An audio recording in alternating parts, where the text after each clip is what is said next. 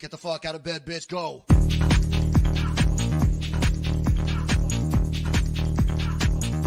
Get up, and then they got go.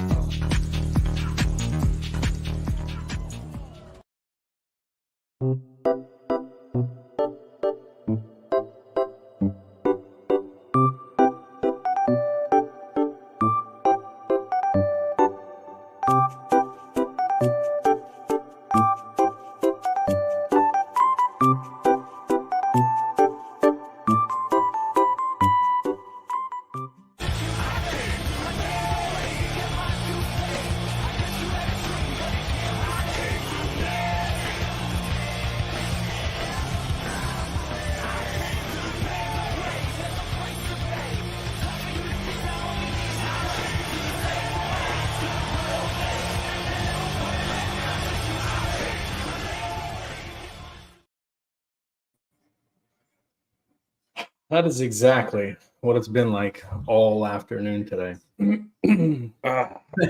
we go. What's happening, Terry? Want me to introduce you? The two-time back-to-back double class winning online sensation, Michael Corley. Thank you for the introduction. It's been a great weekend. Yeah, we had a hell of a weekend. So we thought we'd start the show off with these two fabulous belts. Not like Jimmy Dale would do with a daily driver belt. We went to the top, so we'll get that out of the way for now. What's happening, buddy? This is it. Trying to get caught up. I watched the live stream. It was awesome. You did well. A lot of work over the weekend, though. 2 days. Yeah, it was a lot of work and a lot of passes, to be honest. It wasn't exactly how I had planned the weekend on going. I knew we'd be racing. Oh, yeah. Trevor already told me I don't think there's enough belt loops in these belts. I tried putting one on my head, but they're getting tight. So no, we're just fucking around. Yeah, this weekend was the Legacy 4 no prep event. I consider it one of Canada's bigger events of the season. It's normally brings in the most cars. It's kind of one that everyone looks forward to. It's at the backside of Grand Bend. I look forward to it. It's like a once-a-year deal they do on the road course at the backside of Grand Bend. This will be the 4th year, obviously, if it was the 4th one. So before we get to that, we'll say our hellos to everybody who's on tonight. And what are we drinking tonight, Terry? Oh, the typical Mick Ultra and a Mick Ultra koozie. Oh, matching koozie. I like it. Oh, of course. Well, when you have stock in Mick Ultra, when you're sponsored by them, should I say? Well, I'm not trailing far behind you. We're doing the Jack Daniel's Honey tonight on ice, but I just realized as I poured this glass also in the Jack Daniel's Honey glass. Genius. So see, I didn't even mean to do that. I just pulled it out of the cupboard. It was like it was meant to be. So we'll be celebrating with some Jack Daniel's. Let me get into the comments here. I got to go back to the beginning. What's up, Jet Black? Tommy Cook. Billy Buzz Smith, thank you. Appreciate that. Yeah, it was a great weekend for us. What's up? David Campbell's always on from Madison, Indiana. What's up, Sam? Yeah, we were a couple minutes late. Sorry, I was just trying to make sure our internet. Hopefully everyone can see me clear tonight. I had to tether off the phone, it seems. The landline here is still garbage. I still need to speak to Elon and get a proper hookup. What's up, Scott B? One big head to another. Trevor's on the feed. Trevor was out in his motorhome. He's got a pretty fancy fuck. Trevor's turned into one of those rich guys now. He shows up with the you can the tell legit motorhome. Yeah, when you look at a guy who's got the nicest skinny jeans on, I could tell. on camera, I could tell that he was fucking rich. What's up, Tony? Caveman Garage. Thank you. Matt was at the no prep actually. Saturday did a hell of a burnout following suit to the old me. He did a full 8th mile burnout, end to end, racing Cody. I respected that. I was like, that's how you slay a set of tires. I've done many of those, so I know exactly how that. I have nightmares about those. Yeah, no, I have clothes on. I really don't want to scare. There might be children watching. It's not a good look. Who else we got? Chris is on. What's going on, Chris? Dalton, as always. Dalton has a star beside his name. Does that mean he's special, or he's just VIP. been here way too many times? Definitely VIP for sure, whatever the star means. And yes, we're waiting on Poland to dry hate. Don't worry, I'll give it right back. I've got. I might have to spend the week this week like Jimmy Dale, taking random pictures with my belts on in different places just to one up them. Champion. Maxwell gets both belts after. Who else we got on here? We got John. John was the host for this weekend, 519 Pro Street. He's the one who holds these events. He's the promoter for the Legacy event this weekend. What's up, Noah? Thank you very much. Appreciate it. This is what I heard now. Black Angus is the new camo cow, but it doesn't bother me now. See, the white wrap, you guys got me with the white wrap because it did look kind of like a dairy cow, and I was like fighting it. This time, call it what you want. It doesn't bother me. I love the way it looks.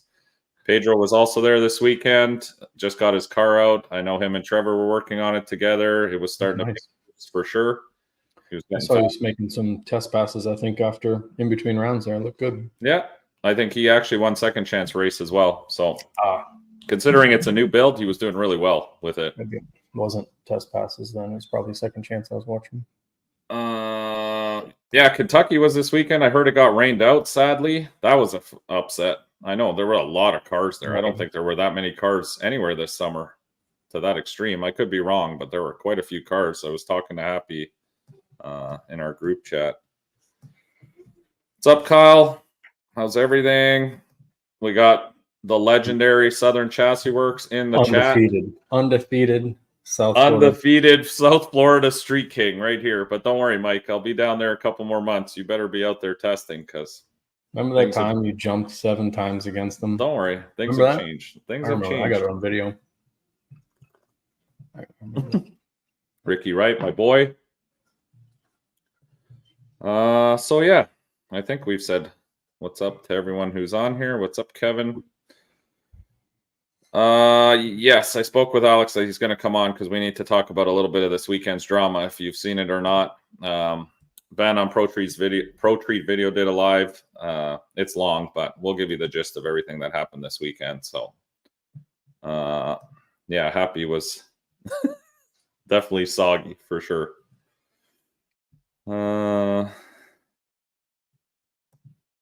Not only a couple, but I don't think anyone got over anything this weekend. There were a lot of angry people.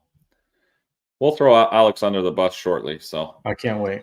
Stay tuned. Terry's already got a whole thing set up for you, Alex. He was on the live sending me clips. Oh, see, I wasn't able to watch any of this because we were at the pits just worrying about trying to get on to the next round and try to win this thing. So, this is what I said. I don't think people are over it. Oh, God. Now, and yes, I did say that. But to put it in context, what I said, my exact words were, do not send a car that's broken out into the racing field with us. What the... Who is this? Oh, my God. We're not live. Look at these guys. Oh, boy, baby. I don't know what the fuck happened. Kill the virtual background. Did you just get FBI bombed? Yeah. Money, money, baby. This is what I should have happens locked when the you door. win. Are you guys okay? For you. Thank Made you. that for you. Enjoy your show. Look at you guys. Wow. They've been waiting out front. They must have been waiting. We were waiting all day for this. Here we go. Let's go. This is the ultimate president. Thank you very much. Have fun. Okay, see you later. Bye. Thank you. Mike just got swatted. Yeah, what? That scared the shit out of me. That's what happens. You I just was get like, random fans that show I didn't up. lock my back door, and I hear this music, and I'm like, is someone's cell phone in my house? What is that noise? Look at these guys. Very unexpected, to say the least. That fucking actually startled me. When someone just walks in your house, I should start locking my doors. Okay. Where were we? That completely threw me off. Oh, yeah, drama. We got drama coming. Don't worry. There's always drama. That's what Sunday Night Shit Show is about. Just We a always little. got the drama. Oh, just a little bit. It wasn't that crazy. Fuck, that just rattled my whole deal here. I was going in order. Sorry, guys. That was honestly unexpected. 100%. Who just comes in someone's house like that? Fucking Jeremy. Jeremy starts drama too. We're gonna have a talk. All right. Where were we at? We're gonna start talking about the weekend. Yeah, whether or not Alex made everybody mad or not. No, we'll get to that. Let's first get into what the event's about. Let's go through the event. So we went to the event. Saturday was the first part of it. It's a 2-day event. So the first day is Saturday. They do like a cash day style deal, like a regular no prep. So it's buying money only. There's no money on top. John did get actually little trophies. Last year, I don't think they had them. So they had these little trophies for the classes as well, which was cool. My plan Saturday actually was just to test all the stuff that I've changed, and I wanted to mess around with some of the nitrous stuff a little bit because I really haven't had an opportunity to test anything on the truck. We just keep doing the same thing we do every year. It's work all week and then on the weekend go racing and try to figure things out while we're racing, which is probably the worst way to do things. So I told the guys that were with me, I said, listen, I don't really care about today. It's Saturday, like this is the pre-race. What I'm worried about is tomorrow. So let's get out. We'll enter 2 classes, try to get as many passes as we can get in and test some of the new stuff we got going on. So, yeah, we signed up for small tire and we signed up for outlaw class. That way we didn't have to change tires. We were going to do True Street. I brought radials, but I'm like, why complicate anything? Let's just stick with one set of tires, right? It's much easier. Gets too hectic, especially if you go rounds. So, yeah, Saturday we signed up for those 2 classes. The first class was small tire. We made a decent A to B pass. Now, I have some of the videos and I don't have some of them because for some reason the GoPros sometimes worked and other passes they didn't work. I probably forgot to press the button or maybe double clicked it. I had a lot of videos where I double clicked it. So I thought it was on, but I probably shut it off. So we do have a bunch of videos, but we don't have every pass. So let me see if I have what I got from Saturday.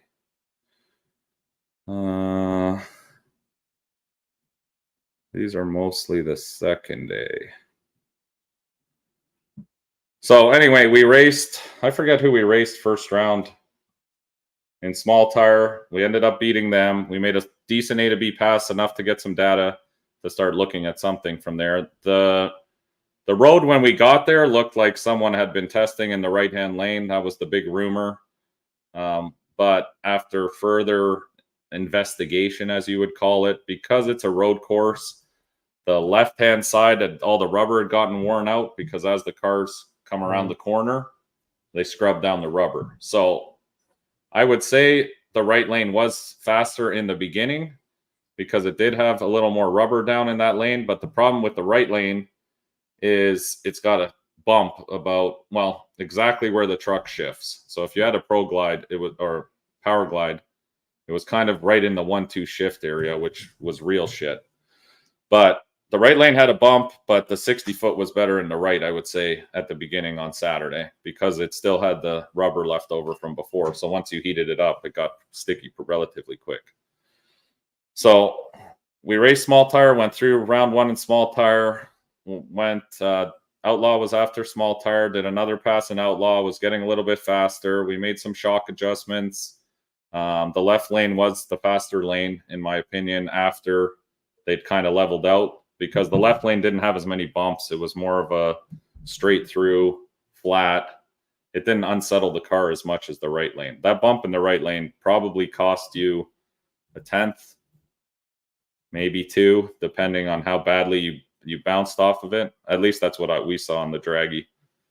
We got to race. The one car I was worried about actually was the orange Mustang. BMS's orange Mustang, big block, makes a fucking shit ton of power. And as the surface was coming around, no front end, my favorite, no front end Fox bodies. I don't think any of them had front ends, did they? Yeah, it was a no front end weekend. Some people still did. Yeah, there was a couple. ProTech still had full Mustang. They're nice. I think. Blue one? But some of them, we went with the no front end. So I do have that race here. So yeah, we raced the orange car on Saturday. That one I was a little hesitant on what kind of tune-up, so we put a little more power in it and seemed to work out.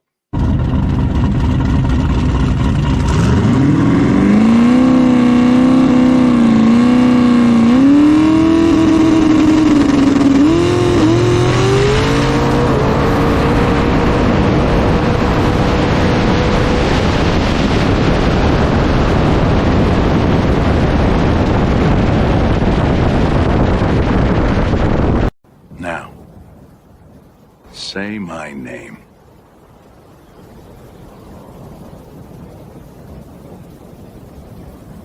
Maxwell's my daddy. You're goddamn right.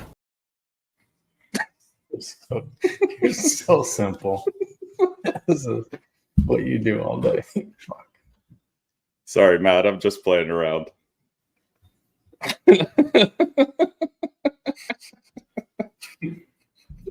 Shit. Yes, we did get a new parachute, and I'll tell you, way better.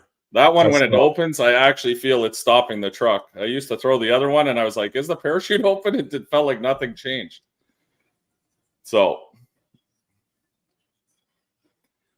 oh my God. See, it's going to go on all night tonight. Oh, it's going to be good. So yeah, that was our race against the orange car. I guess Matt wasn't driving. Sorry. I didn't know who was driving what car because they switched drivers a little bit back and forth in that camp. So I guess Derek was driving the orange car Saturday. He was driving it Sunday. We're going to start doing that too. I'm going to drive the truck when it's in the States, and then Mike's going to drive it in Canada. Yeah, I'm down with that.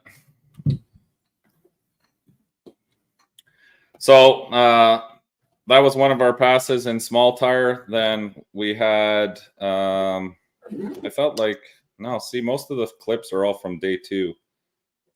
That's the problem. I think day 1, I didn't get a lot of GoPro stuff. I do have the finals in, small tire final day 1. Small tire final lost day 1. Okay, yeah. So this was, we basically went rounds until the end. We ended up unexpectedly making it right to the finals, which was good, but completely defeated my whole plan of Saturday, what I wanted to do.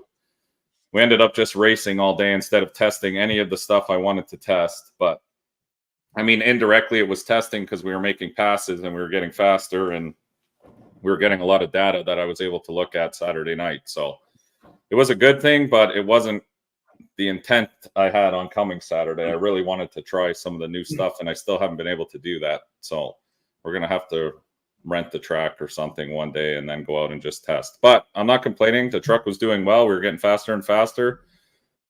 So we ended up drawing Mike Batista, who we've raced many times. Yes. We were due for a loss to him, in fairness, and his car was rolling. They do a great job on the backside, like shitty surfaces with that car. It's always fast.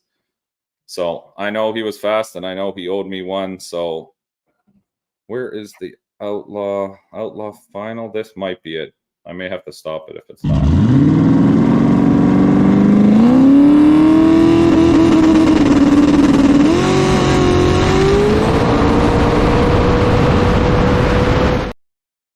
No, that was day 2. Well, maybe I didn't have it. Anyway, long story short, Mike beat me by literally a quarter panel, if that. I thought it was so close that I asked to see the tape, but Alex said that I'd lost. He saw the tape and whatever, so I take the flagger's word. Like, I don't know. I have no reason to. I don't really argue unless I was 100%. I knew I was behind him, but I scrambled and I saw his car lay over, so I thought I might have nipped him at the finish line, but if they said I lost by bumper or fender. But looking at the roof camera on the 360 that we have, Close. I know I zoomed in on it today, and it's very close. Like, I would like to see the finish line picture because I guarantee it was within like a foot, if that. So it was a great race. Mike did a great job and flat out beat me. So we congratulated him for that. And then we had the finals in small tire. We had to race Mr. George version 2. Frank K used to drive that car, and now Dimitri bought it. So now it's Dimitri's car, I believe. I don't know the financings or logistics, but he drives it now. And yeah, we had him in the finals Saturday for small tire. And this is the video from that.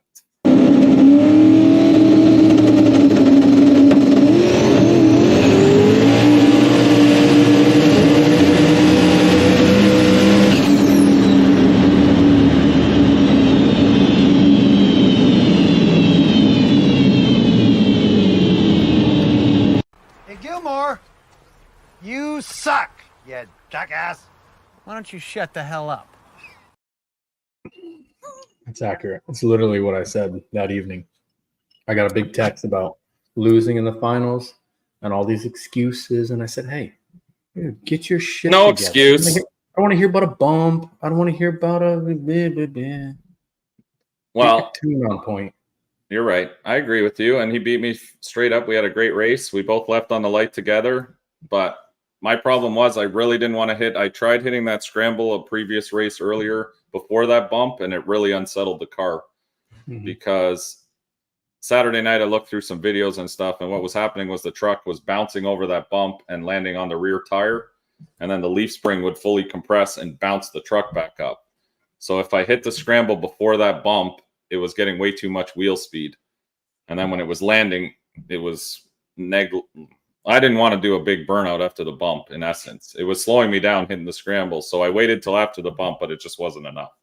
He scrambled. You could see, actually, if you watch that last video, I watched it in slow-mo. When he scrambles, the front tires come off the ground. Like, there's literally like 4 inches before underneath his tire as he goes through the pylon. Car was impressive. It was fast. So I give him that. They won that. Great race. I got nothing to complain about other than we kind of got the shittier lane, and I had to adapt for it because I figured, you know what, with my luck, I've always been nice and give everyone the coin toss. So I said, you call it. And I've done this all the time and I lose every time. So I said, okay, I let him call it. If we're in the finals Sunday, then I'm going to call it. It's only fair. I gave it to him the day before. So I knew those guys would be in the finals, either him or the other orange car they had, because they're both fast Mustangs. So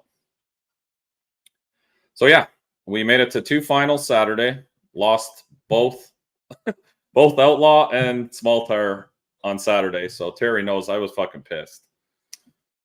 So we took all the data we had from that day and looked through all the videos, and there's a real fast guy, not us backside peasants. I'm surprised he's even in here.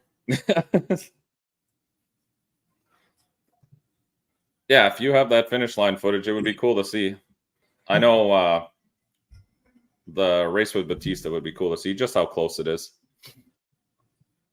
What's up, B's and B's? Great podcast. If anyone hasn't checked out their podcast, E's and B's podcast, great podcast to check out. He's in the stream all day. Ben's stream as well. So I relaxed Saturday night. I took all the video footage I had. I took all the data logs on the computer, and finally, it's a lot easier to analyze everything when you're not pressured into making the next round and dealing with all the stuff on the truck. So I went through all the logs and stuff, and we noticed a couple things. I had to lower the rear shocks because they were bottoming out. I saw that in the shock data.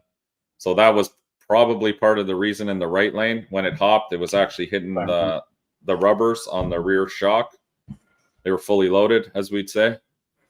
Don't use that. You're gonna get them going.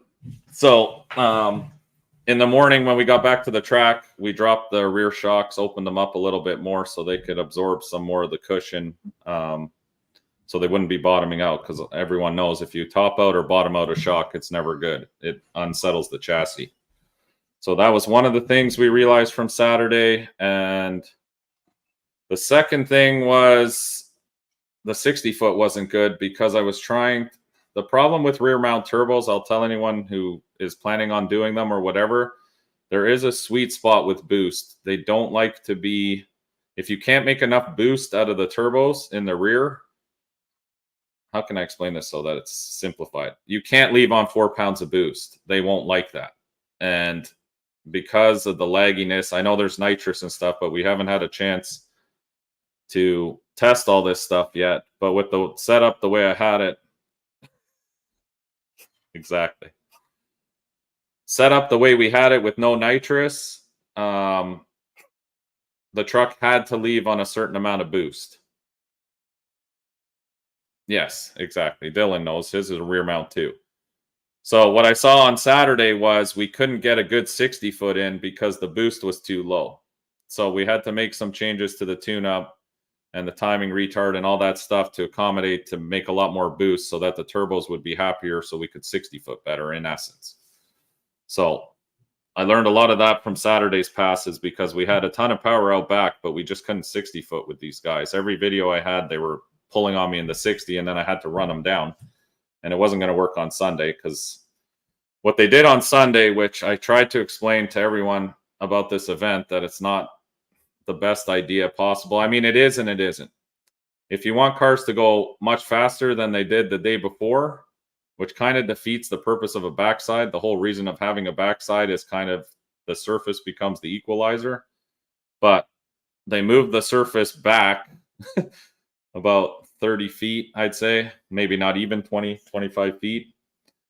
Problem being with that, yes, the surface is the equalizer for the first 2 pair or 3 pair.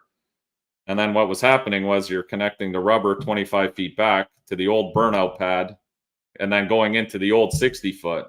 So now you've made a launch pad that's fucking 100 feet long. So I'm hoping maybe next year we can start back and then move the whole race forward. So you're not running into the on old day 2, because that's where the wheelies all came from. Saturday, we had no wheelie problem. Sunday, you would leave, it would get a little wheel speed, and then it would hit that rubber and fucking dead hook. So Sunday, we were having a little bit of wheelie trouble, which I expected, knowing that once one round went through, you've now made a 120-foot launch pad, and it's going to be sticky as shit. Yeah, Matt made 1 lane 660 of rubber, but that was another another deal. We'll get to that. Yeah, I mean, it's brutal in the chat. It's brewing. It's brewing. So, day 2, Sunday morning, wake up early, go to the track, start setting up the truck, make the changes that we figured out from Saturday night, all the corrections we needed to make. We adjusted some weight around. I knew the surface would be better, so we moved some weight. We took out some weight because I didn't think it would need it. Yes, no. What does that say? Well, it says man prep. What's man prep? Well, do you prep the men before you race? Hey now. That must be a front side thing. I don't know what they do up there. So, yeah, we got the truck all sorted. I knew basically the kind of tune-up we were going to run because we had all the data from yesterday. I organized everything by lanes and times and kind of decided what we wanted to shoot for right out of the gate. That's watched. There you go. I mean, so Sunday, same deal. Signed up for Outlaw again. Signed up for Small Tire again. Really wanted to win that Small Tire. Outlaw again. maybe try some stuff in Outlaw. Outlaw, I think, had 5 cars. And what did Small Tire have? Didn't even look. I know the day before it had 17. That's the number I have in my head, but yeah, I might have heard that from the day before. I don't know. They had somewhere around there between 15 and 17. Yeah. Maybe someone in the chat can tell me, but it was basically the same amount of cars plus a couple more. So yeah, we signed up for Small Tire and we signed up for Outlaw. So we have some of these races this time because I was a little better on the GoPro. I charged them actually Saturday night. So we got a little more footage. So we started with first round Small Tire.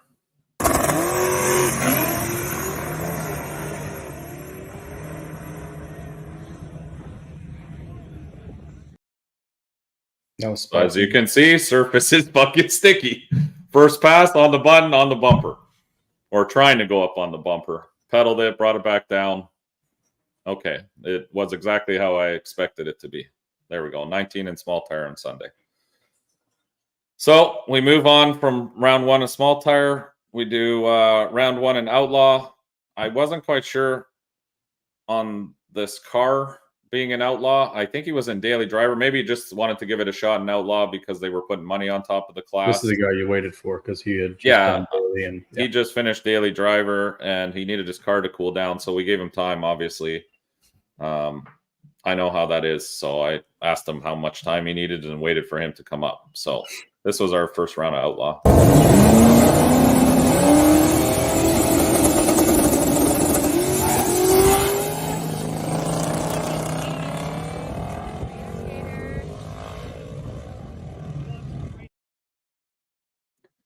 So, right lane. First time down the right lane since the shock changes. Much better improvement. Didn't bounce as hard. Looked at the shock data. No longer bottoming out the shocks. I even felt it in the truck. It was a lot smoother over the transition. We changed a couple of the settings also to absorb things better. So I was happy with how it went down in the right lane. I had a little more confidence now that the right lane wouldn't be as bad as it was the day before, because it was really have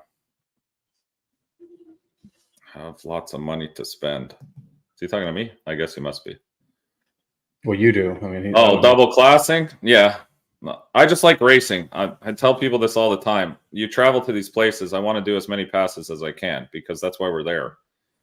So, yes, it does cost lots of money.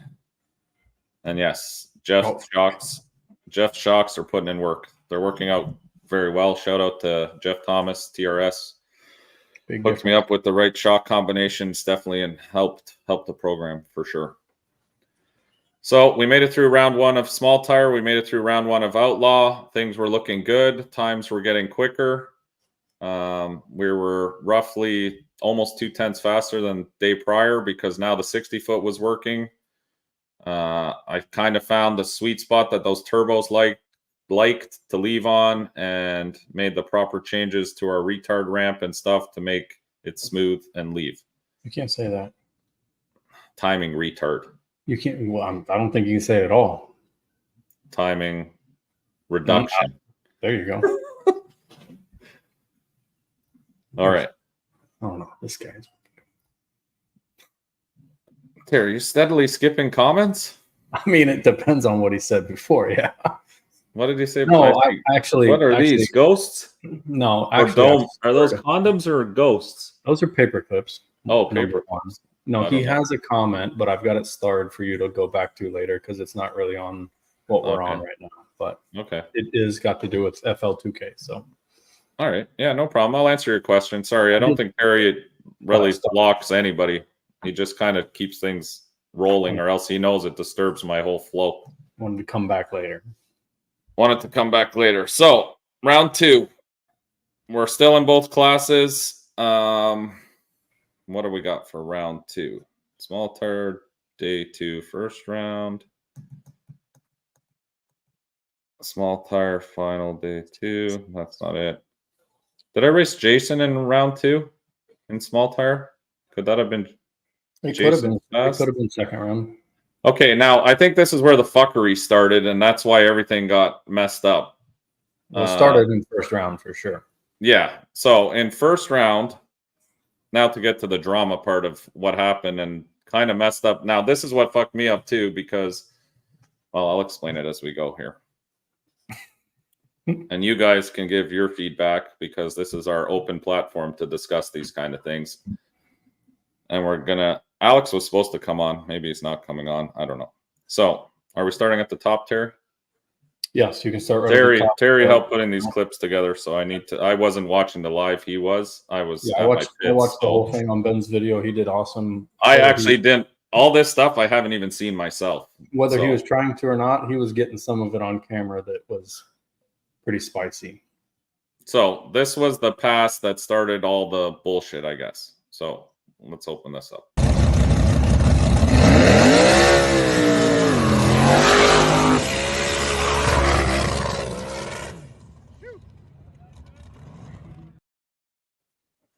Okay. So right lane and left lane both did burnouts.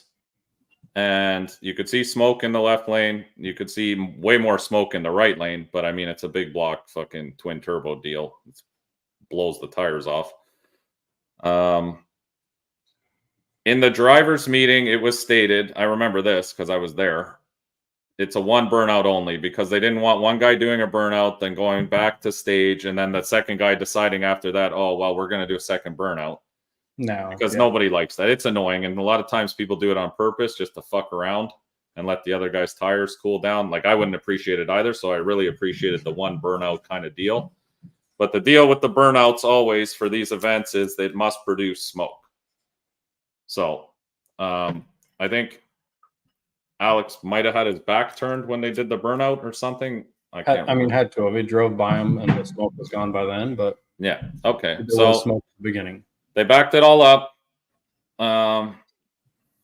Is this part of the second pass? They do the second burnout? They did another burnout, and it produced slightly more smoke. They lined up and raced. I don't have the second burnout, but they you don't have the second. Okay, so the blue car backed back up, and what happened to Terry? He got all choppy. What happened to me? You got choppy. Okay, we had a glitch there on the cell phone. Anyway,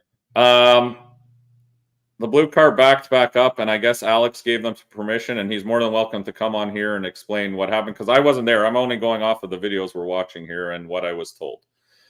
Alex gave them permission to do a second burnout because they said they didn't do a proper burnout the first time, although now seeing the video, we can obviously see that there was smoke. Not a lot, but it was there.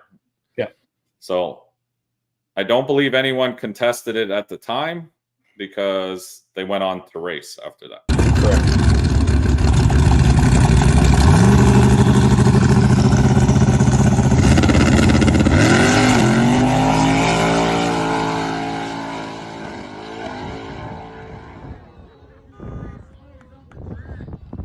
Left lane going way off the track. So obviously right lane won. Correct. Correct. Okay. Now, this is where the drama started. Alex will be on also to explain, but I guess after the race had happened, because the team on the left had lost, they contested the double burnout. So right lane, who was in right lane was Silva. Yes. I don't know what his first name is. The blue Pro Charged Mustang. I thought it was Mike. PSP. PSP was in the right lane. Yeah, the rule was nobody hangs someone out anyway, it was a one burnout. We get it. There was a one burnout only. The blue car did one burnout, but then was allowed to by the flagger to do a second one because I don't think he saw smoke on the first one because maybe Alex, when he turned around, it was gone already. So they backed up, said the thing never did a burnout and they wanted to do another burnout and he allowed it. Now here's where the problem lies. The BMS with the orange car then contested the whole deal and said that they already lost because they did two burnouts. You weren't allowed to do two burnouts. First problem I see with this is if that was the case, then why didn't the orange car just sit? Yes. Say it at the time. Because once you've engaged now in the race, do you know what I mean? Like that's the You're kind of the saying- if it were this if is they my would have won, personal they wouldn't have had a problem. But since they my lost, personal take on it. If I thought they did something wrong, I would just sit at the starting line because then I'm not acknowledging it's a race. correct, Because I already contested a problem before we've even raced. correct. Maybe not everyone does that, but in my mind, I feel like if I do that, then they can see it's a full contest. If you're in the car, you'd still have your crew around you. Yeah, The orange car was still backed up at the line. They could have banged on the window and said, hey, you did 2 burnouts. We're going to contest the start right out of the gate. I mean, I'm speaking from myself, and that's why we have an open forum for this stuff. If one of my crew runs up to me and they say, for example, like Buddy's car in the right lane is pissing transmission fluid all over the floor, but they're going to send you, you don't want to go down, I'm going to sit in the truck and I'll put it in park until they figure that part out. Because I feel like once you line up, you've accepted kind of. Now, if no one told you, that's on your crew kind of. That's why we have crews, right? If you're there by yourself and have no crew, that's more understanding, I guess. But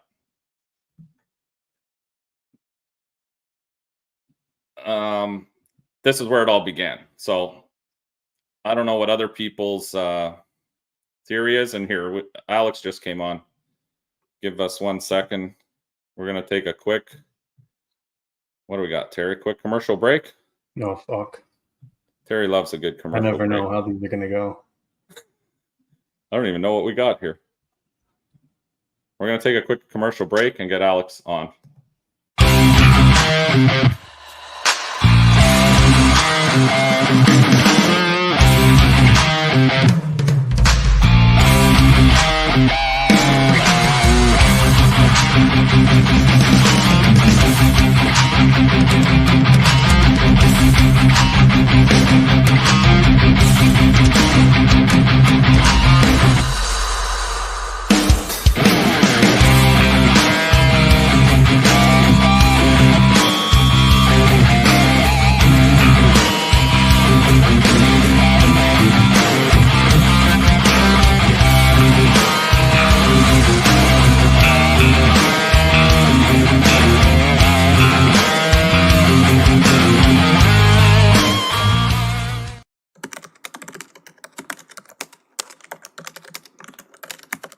Tom?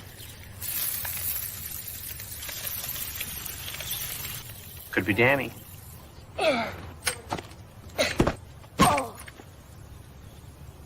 Guess it's Aunt Maggie.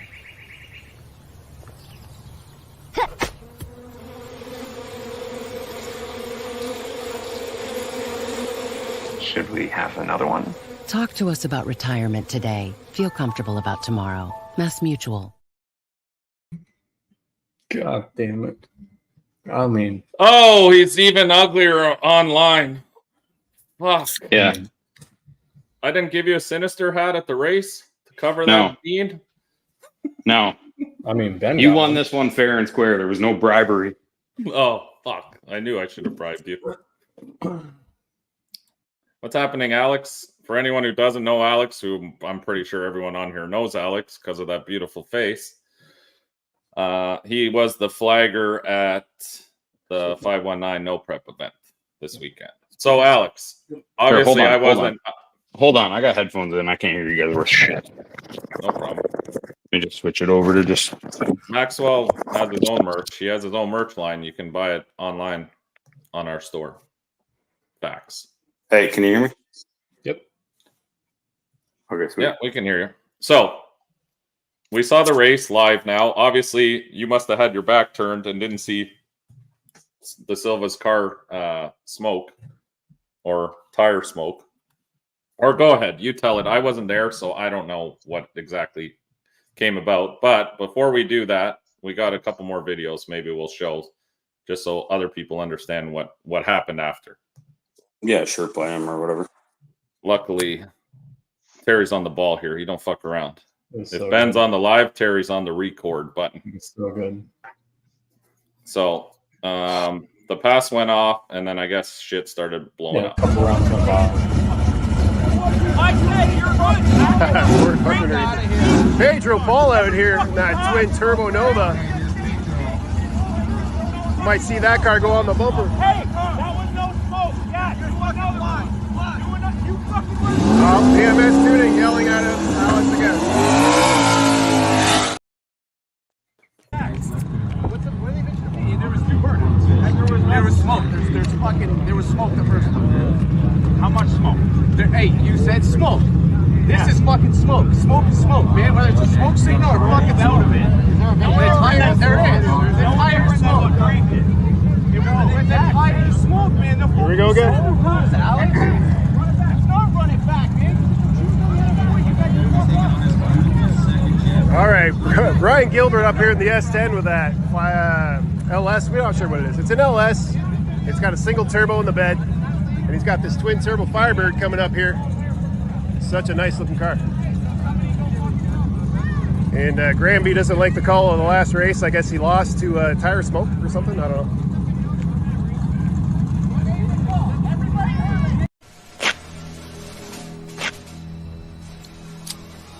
Your father would be so ashamed of you.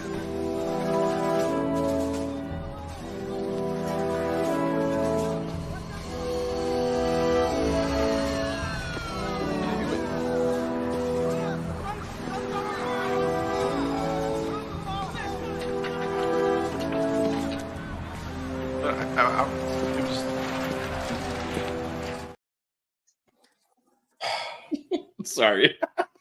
I had to add that one in there. So good. Okay, Alex, the floor is yours, buddy. Let's hear what happened. You fucked up something. Yeah, admittedly, I made a mistake. They were first pair or second pair or something. Mm-hmm. And, you know, I looked down the track a lot to make sure it's okay. I was looking down the track. By the time I turned and Mike Silva came by me, his car had ended up dead hooking out of the burnout box, and there was no tire smoke that I could see. Right? Simple. I didn't see him start his burnout. I saw him once he was like 20 feet out. I saw no smoke. They came up to me when they were backing up and said, hey, can we do another burnout? Which a lot of people have asked in the past, because it does happen. People mess up their burnouts, and that's the rule. If you mess it up and there's no smoke, you can back it up and do a proper burnout. Hey, can we do another one? Yeah, I didn't see anything. You guys are good. Right? Okay. So they asked you if they could do a second one. They did. Brandon walks up to me. You can see it in the live. Brandon walks up to me. I think like Ben's camera goes by as he's walking up to me, but Brandon Silva is the one who asked. Yeah. So he comes up. Hey, we messed it up. Whatever. There was whatever. I don't remember word for word what he said. Can we do another? Yep, absolutely. Okay. The other guys didn't look, didn't say a word, didn't say anything. They were over there still backing up. Mikey rolled his second burnout out, staged the car. I sent him. Mikey wins. Terry was watching it, so I don't really know how much longer it was. I think it was like 2 pairs or something before anyone came up to me and said he did 2 burnouts. Now, certain people, when they come up to me, they go 0 to 100 immediately. I don't know if it's like a scare tactic. They're trying to intimidate me. It don't work. But they come up screaming. I'll scream right back. You can see it on the video. Me and John Wolak were yelling at each other. And then probably by the time Matt got back from his pass, because the return road there's long, he come up like a pair or 2 later. I don't know the exact time. But they said, here's this video, right? Hey, it was 2 burnouts. Here's this video. Here, it's right here. Like shoving a phone in my face. I'm like, I'm not watching that. Get out of here. I'll deal with this. We have cars in the burnout box. Racing has to continue. No, I was like, no, I allowed him to do it. Get out of here. Whatever. But I knew I had to look at it because a dispute needs to be looked at. But they were like, let's all crowd the starting line, all 10 of us, and we're going to make him deal with this right now, which is never how it works. So after that round, I tuned into Ben's live. Yeah, I got it wrong. And after that, I admitted it. They come up. I said, well, it was a flagger mistake. Now, they were hell-bent on my mistake, meaning he loses, which that's not how that works. That would be the same as, remember that time my light was on when it came up, Mike? Yeah, we reran it, and then I blew Reran my motor it. up. I'll never forget. Hey, we're going to rerun it. They didn't want to. PSP, I went and talked to them. They didn't want to rerun it because they won. Understandable. Both sides were pissed off. So what do we do in that situation? Start coming up with options. John came down. You can see me talking to PSP saying, hey, it was my mistake. It's not your fault. It's my fault. We need to rectify the situation. We need to get racing again. So it ended up being on my mistake. It got treated like a no contest, and they both went into the bucket for next round. Okay, now which I don't agree with that whatsoever. I didn't really like it, but it got them racing. And I mean, hold on, let's rewind a little. It's messed up in hindsight. It shouldn't have happened like that either. Let's rewind a little.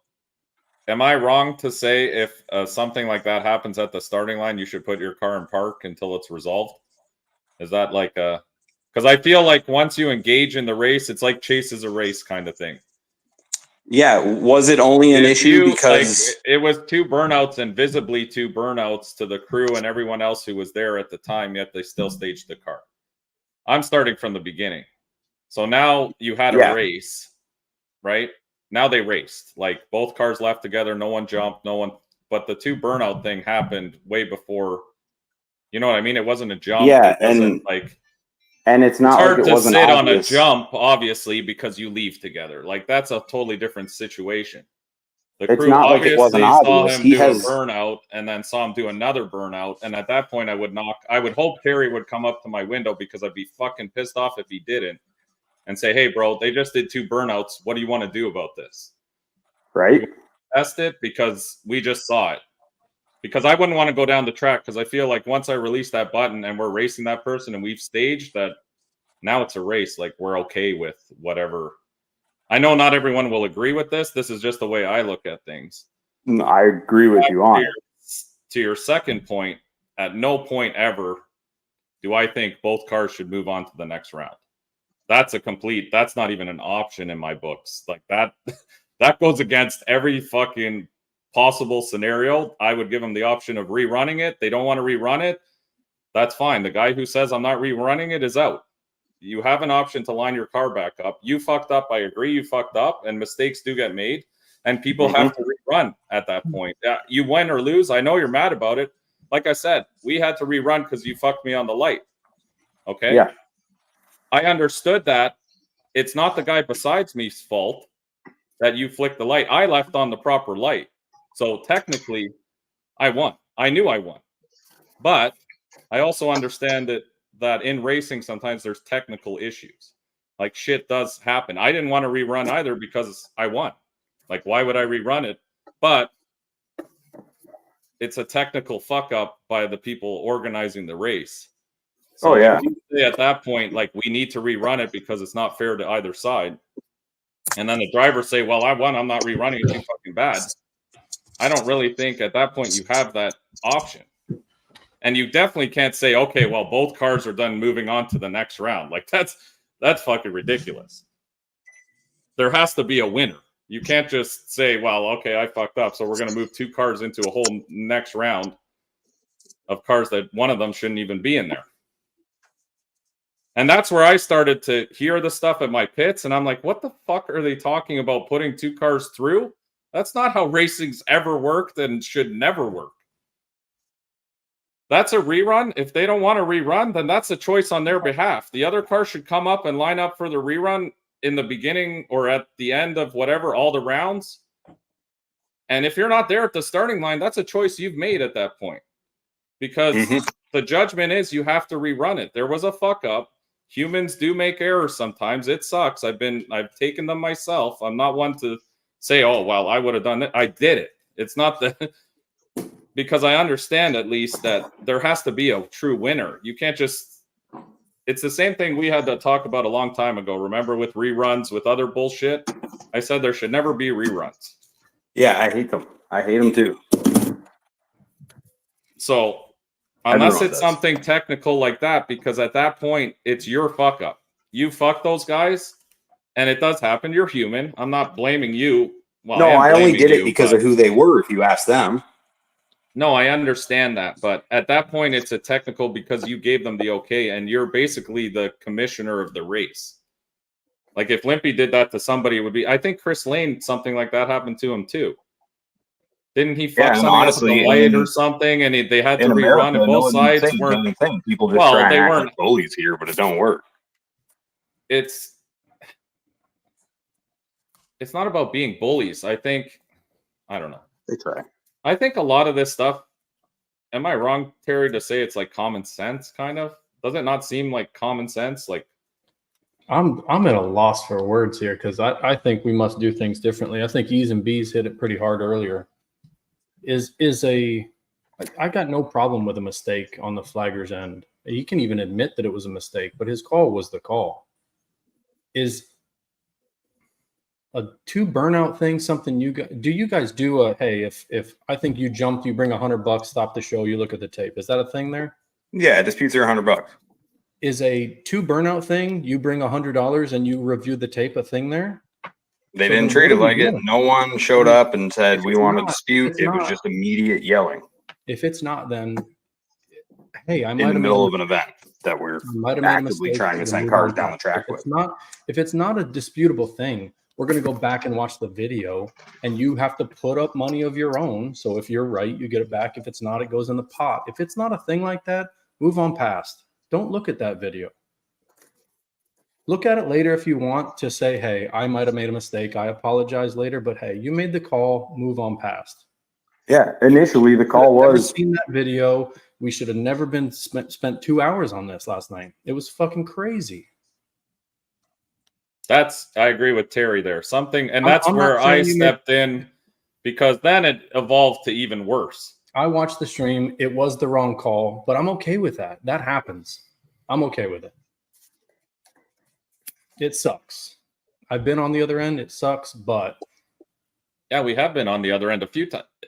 We've been on the other end for a lot of fuckery, to be honest. And you even know in Florida, I've never seen Terry get mad, but shit has happened where I've seen Terry get mad because of straight fuckery, but we deal with it because we understand also that if the rule fuckery happens. If the rule doesn't say we're going to shut the show down, I'm going to bring you $100 to protest it, and you're going to look at a video, not everybody else's video that's standing down the track. If you have a video for that and you can put up $100 and stop the show, great. But if it's not, get your cell phone out of here. Yeah, the video I referenced after that round was the live feed because I know I can trust Ben's video. Yeah, well, we just saw it. Like everyone on here saw it. Yeah, I agree. It was the wrong call, but I'm okay with saying it was the wrong call. But you looked at the video and you said, yeah, it's the wrong call. I apologize for fucking up. We need to rerun it, right? Was that the conversation? I hope. Here, let me address the comments here. Okay. John Wolak, I'm full of shit. He came to me with a video and I said, I don't need to see a video. I know there was no smoke. Okay. He knows the rules of you can't come up with your own video and try and show something. That's like trying to dispute a jump with your own footage. That's not how that works. And when he comes up screaming in my face, telling me I'm blind, where he's the one that wears prescription glasses, one of us, who's the blind one, pal? But with them, just Sunday, there was zero respect towards me. It was immediate screaming. And it was, you're out to get us every time. You're always out to get us. But maybe they need to look at it this way. Is it them always causing the problem and it just somehow falls on me? I've put my own friends on the trailer. What makes them think, if I wanted them to go on the trailer, what makes them think they would even make it through first round? That's not something I do. Like I said, we're pretty good friends, I'd say, right? I consider us good friends. You fucked me too. Yep. And I just took it though, because I understand that it was a fuck up. And we're all human here. No one's like, if you don't want human error, I mean, I can't even say the tree because the tree fucks up more times than human error. I can't tell you how many times I've been on a fucking tree that malfunctions and takes a shit. And then that race just turns into a fucking shit show and you got to rerun it. Oh, yeah. So, tree malfunctions happen. They happen all the time. My problem Dude, is, I think from now on going forward that you have to be very fucking strict about if it's a fuck up by human error or something, it's a rerun. I know you don't want a rerun, but as rules come into place and problems happen, rules need to be written down and established at that point. Yeah. Now there's going to have to be flagger errors result in a rerun. It's going to have to be written I mean, down. there's no other option because it wasn't. So it wasn't really a rule. Now it's going to have to be. But I still think if you see something right at the starting line before you even race, the fucking car should be put in park until it's resolved.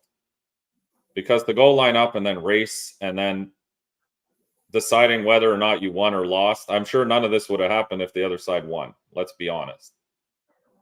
It wouldn't have been a thing. But because it was a loss, now we're going backwards looking for technicalities. That's what I see. Pedro, I agree. Put Pedro's comment up. The flagger shouldn't be dealing with the disputes. I don't agree with that. That's the part I don't agree with, because then other people get involved. Everyone agrees that I make the final call there. That's not the way it ended up. Yeah. Dude, it was a mess. And then there was, it was a mess. I guess they drew and then they had to redraw. That caused more problems. Then everyone crowded the starting line. Just all around, admittedly, it was a mess that started from me messing that up at the starting line. Like, yeah, it is stressful when it did. All you hear all day is people telling you you're a retard, you're blind, Yeah, no, people that's threatening bullshit. you. And honestly, like they don't you could threaten me all you want, dude. I'll go. I don't care. You ain't gonna hurt me. It's gonna take like 4 people. They need to understand that. So they can't come up, surround me and think it makes a difference. It's not even about that. And That's how some people treat came up there, I saw how John was getting a little bit verbally abused. I don't like that shit. John's little sister was getting screamed at. The girl that does the drawing. And that was messed up. That's why myself personally, I don't like to see anyone I know we get heated. We're all racers. We all want to win. I'm the same way. I get heated when shit goes wrong or I feel like I've been cheated. I get all that emotion. But you guys had already gone back and forth 6 times doing different shit. And then you finally said, okay, here's the resolution. This is what we're doing. Let's get back to racing. You and John said, that's it. Final call. Because I don't know how many chip draws came on, but Dylan kept coming back and forth to me going, okay, you're racing. It was confusing as fuck for the other people in the event because I was told, okay, now you're racing so-and-so next. So I start setting up the car to race that person in that lane. And then Dylan comes back. There was 2 draws. Yeah. Then Dylan comes back 15 minutes later and said, no, they're redrawing again. You got to wait. You know how that fucks up somebody, their own race program, outside of this circle of bullshit? Oh, yeah. I didn't even know the circle of bullshit was going on until the second time Dylan came to see me and told me I'm racing someone else. And I'm like, I got to see what the fuck is happening up here because I don't even know who I'm racing anymore. I don't know. I told my whole crew to just fucking shut it down for a minute till we figure it out. And that's the problem. This stuff cannonballs and then spreads outside of that little circle to the whole event. You know what I'm saying? Yeah, sorry, I'm stirring it. No problem. It sounds bad. I'm stirring a pot right now. Not this one, but this one down here. I think what we need to make quite clear at events, which they do in the States and we should do here in Canada, is it doesn't matter what your opinion is. Flagger has the last call. If you're not comfortable with the guy who's flagging, don't come to the event. I mean, it's a simple concept. That's it. Nobody respects it. Nobody respects it here because they know in America, if something pops off, it goes way beyond. They shouldn't be racing here. I've dealt with Geet. I've dealt with you. I've had problems with Geet myself because of her way of flagging. But when I rolled on the property and accepted her as the flagger, I dealt with it because I'm like, at this point, what am I going to do? Fight her all the time? I can't. I've already agreed to race here. I've paid money to race here. And I agreed that she's the one in control. I may not like it all the time or like the calls or whatever, but it is what it is at that point. I can't do anything about it. So when guys come to these events and they know you're flagging, if they don't trust you to flag, then realistically, you shouldn't come to the event. I only go to events where I trust the flaggers most of the time. You know what I mean? I trust Limpy. I'm sure Limpy's made mistakes before. I'm sure everyone's made mistakes at some point. But look, I talked to Limpy midday. If there's no if hierarchy, well, if there's no hierarchy or no one's in charge of anything, then it just turns into a fucking shit show. Then it might as well be just straight out street racing and people fighting in the streets, and we'll just fucking let her eat. But for these events, they're organized events. You know who the flagger is. You know what I mean? I don't know. It seemed like it was going. Saturday was going really well, and Sunday went fucking backwards. I still got accused of some stuff Saturday when I got there. I was accused of letting my friends test there, somebody said. And then I got told, like, oh, because you'll just whatever, everyone here's your friend. And I said, yeah, everyone is my friend. No one likes you. Like, that's your problem.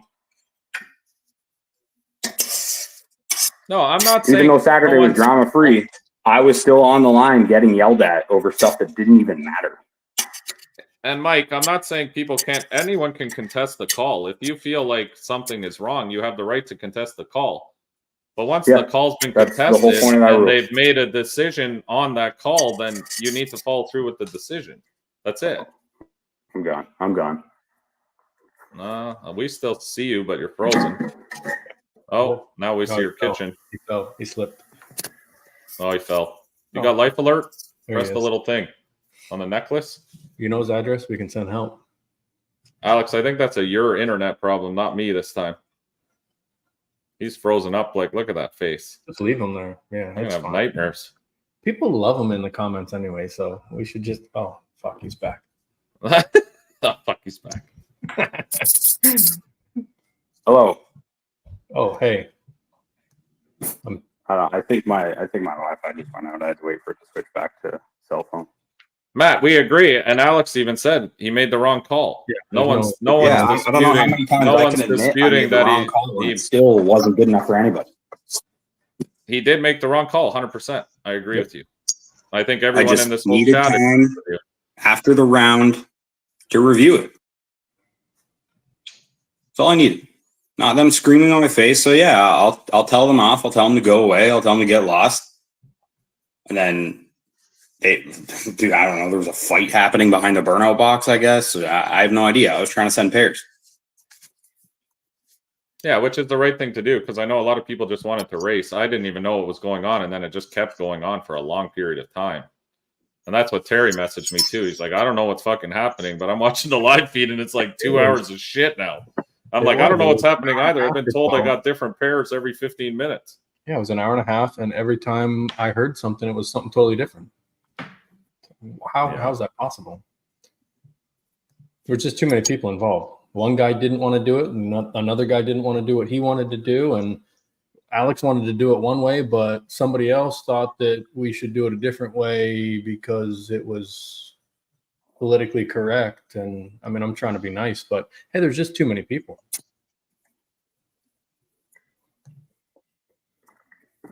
That's a good question. If two tires crack, if both of them leave before the light, it's first is worst, right? First is worst, yeah. On the tire. Yeah, that's right in the rules. Okay. Yeah, whoever jumped, if they both jump, whoever jumped first, whoever moved first, they lost first. Let's say easiest way to say that. Well, this guy says who makes stupid burnout rules? Only rule for burnout should be water only. The reason is water only. It is water only, and it was one burnout only because I understand that. It fucks you up if you're doing your burnout. If you understand tire heat and how things work, if you do one burnout and then you back up and you're sitting there and this guy takes his time backing up and then decides to do another burnout and then backs up again, he's fucked. That's the whole purpose of the one burnout only rule. So you do a burnout together and then you back up together. I'd be pissed if someone fucking does a big burnout, backs up, we back up together, I stage, and then he backs into the water again, does another burnout, and now I got to wait another 5 minutes because his tires are still warm. He just did a fucking second burnout. So I agree with the one burnout only rule. Alex just made the wrong call because he didn't see it, and he admits it. But I think outside of that, I think the call should have been what I think you said at one point, but then it didn't happen, is a rerun. And if the guys decide not to come at the end of the round to rerun it, that's a choice they've made at that point. You've made a call. It was a rerun. They have to come back and rerun it. There's no contest. If they want to leave after that, then they leave. I don't know why everyone is so worried. See, the whiskey's coming. I can feel my blood boiling. So angry today. Everybody's always so worried about people leaving. If they want to leave, let them fucking leave. Bye. The gate's over there. We'll see you later. See you at the next one. Have a good round. People are so concerned about people storming off and saying, I'm leaving. Okay, be a big baby. See you later. Bye. The gate's over there. If you'd like, I'll help you close your trailer up. This is racing. We're grown-ass fucking men. If you don't like the call, you don't like the call. Don't come back to the next one. Or leave. Nobody's keeping you here. Yeah. This is the shit that we've signed up to. I don't know. I'm just not one of those guys to start fucking freaking out on people and this and that, because I've never, I deal with wrong calls. I understand. Shit happens. This is part of racing. Shit happens. It happens all the time. It happens to everybody. But for some reason, some promoters also are like, oh my God, so-and-so is going to leave. What are we going to do? I'm going to tell them, bye. Have a safe trip home with your family. If you decided to leave, you're leaving. I don't give a fuck, to be honest. Like, I really don't. We've had people in Florida too, right, that get all pissy and stuff. And I'm like, dude, if you want to leave, the gate's open. We're not keeping you here. We're not holding you here. If you really feel that strongly that you've been fucked so badly after we've reviewed everything and given you an option of how to solve it, then that's on you. You're grown-ass men. We're not fucking 4-year-olds in preschool here that we need to hold everyone's hand and say, no, please don't leave. Oh, you guys are going to leave? Fuck, my whole night's ruined. Now, how am I going to sleep tonight? Sound like an asshole, but I think that's how it should fucking be, because it gets out of hand sometimes. No, fuck. I think you made the right call saying a rerun. I think you made the wrong call by even giving other options. That's my opinion on this whole deal. You fucked up. You admitted to the fuck up. At that point, we know you fucked up. There's nothing you can do. My problem is I gave options. Exactly. That's your biggest problem. I think you fucked up. My problem is after that, I gave options. Yeah. And I said that. Never and I give said options. I said it immediately. I said it before that next round even started. Yep. That's gave options. John never give options. Took one. They did a draw. Everyone pulled the lanes. Yeah. Going forward, don't give options. Yeah. Make the call when you get screamed at, when you get screamed at by a camp. I understand that, and that shouldn't be happening either. I don't. Here's some options. Let's make both sides happy. It turned out that was the wrong option to give. I'll tell you one thing: you're never going to make everyone happy. That's impossible. There's not a fucking hope in hell you'll ever make, because I watched it just escalating further and further. Because after you guys made that call, you drew those chips, then we saw the other camp come, because now they drew each other for the second time, which I understand they're mad about. But again, it goes to the same shit Terry and I dealt with. Terry, how old's your daughter? 10 now. 10. But 10 now. She was 7, 8, whatever. She draws chips for all our events. She is the chip girl. We had people coming up screaming the same shit at us. Well, I drove all the way here and I drew my buddy. You guys rigged this to fucking... I said, yes. That 7-year-old girl over there rigged this whole draw just so you guys would draw each other. So for that instance, I said I can't remember who I said it to, but I said, when you're 10% of the racers on the property, it's a 20-car field. You have 2 cars. When you're 10% of that, you make it through first round, you're even more of a percent that you're going to draw each other. It's not anyone rigging the chips because you draw your own camp. When you have 2 cars in a race that has 10 cars left, what are the chances you're going to draw each other again? You know what I mean?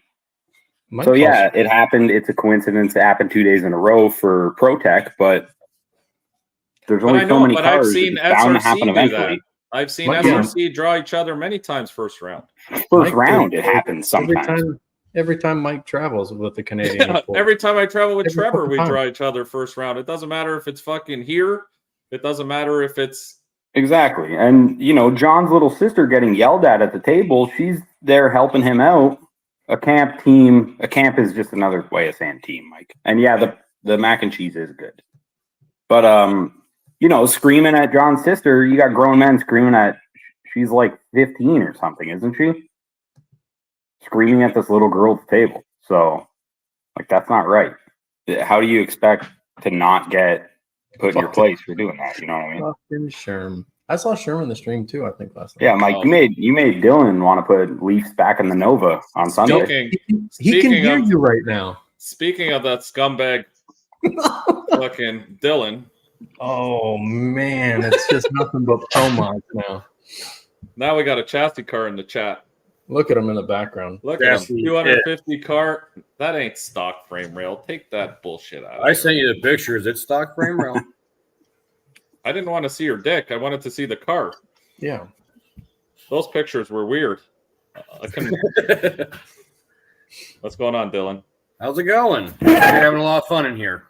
Yeah, we're just flaming Alex for an hour here, just so everyone beats up on him more. Yeah, I saw him crying at one point. He was. Yeah, I like the little thing under your name. That's cute. 250K promo. Yeah, I heard that I have a $250,000 car. I'll sell it for half that tomorrow. That's a good deal for, your. How many passes do you have on that car overall? I had 10 before Canada, so what, 15 now maybe? 15? Yeah. So just to finish this conversation off before we get to Dylan.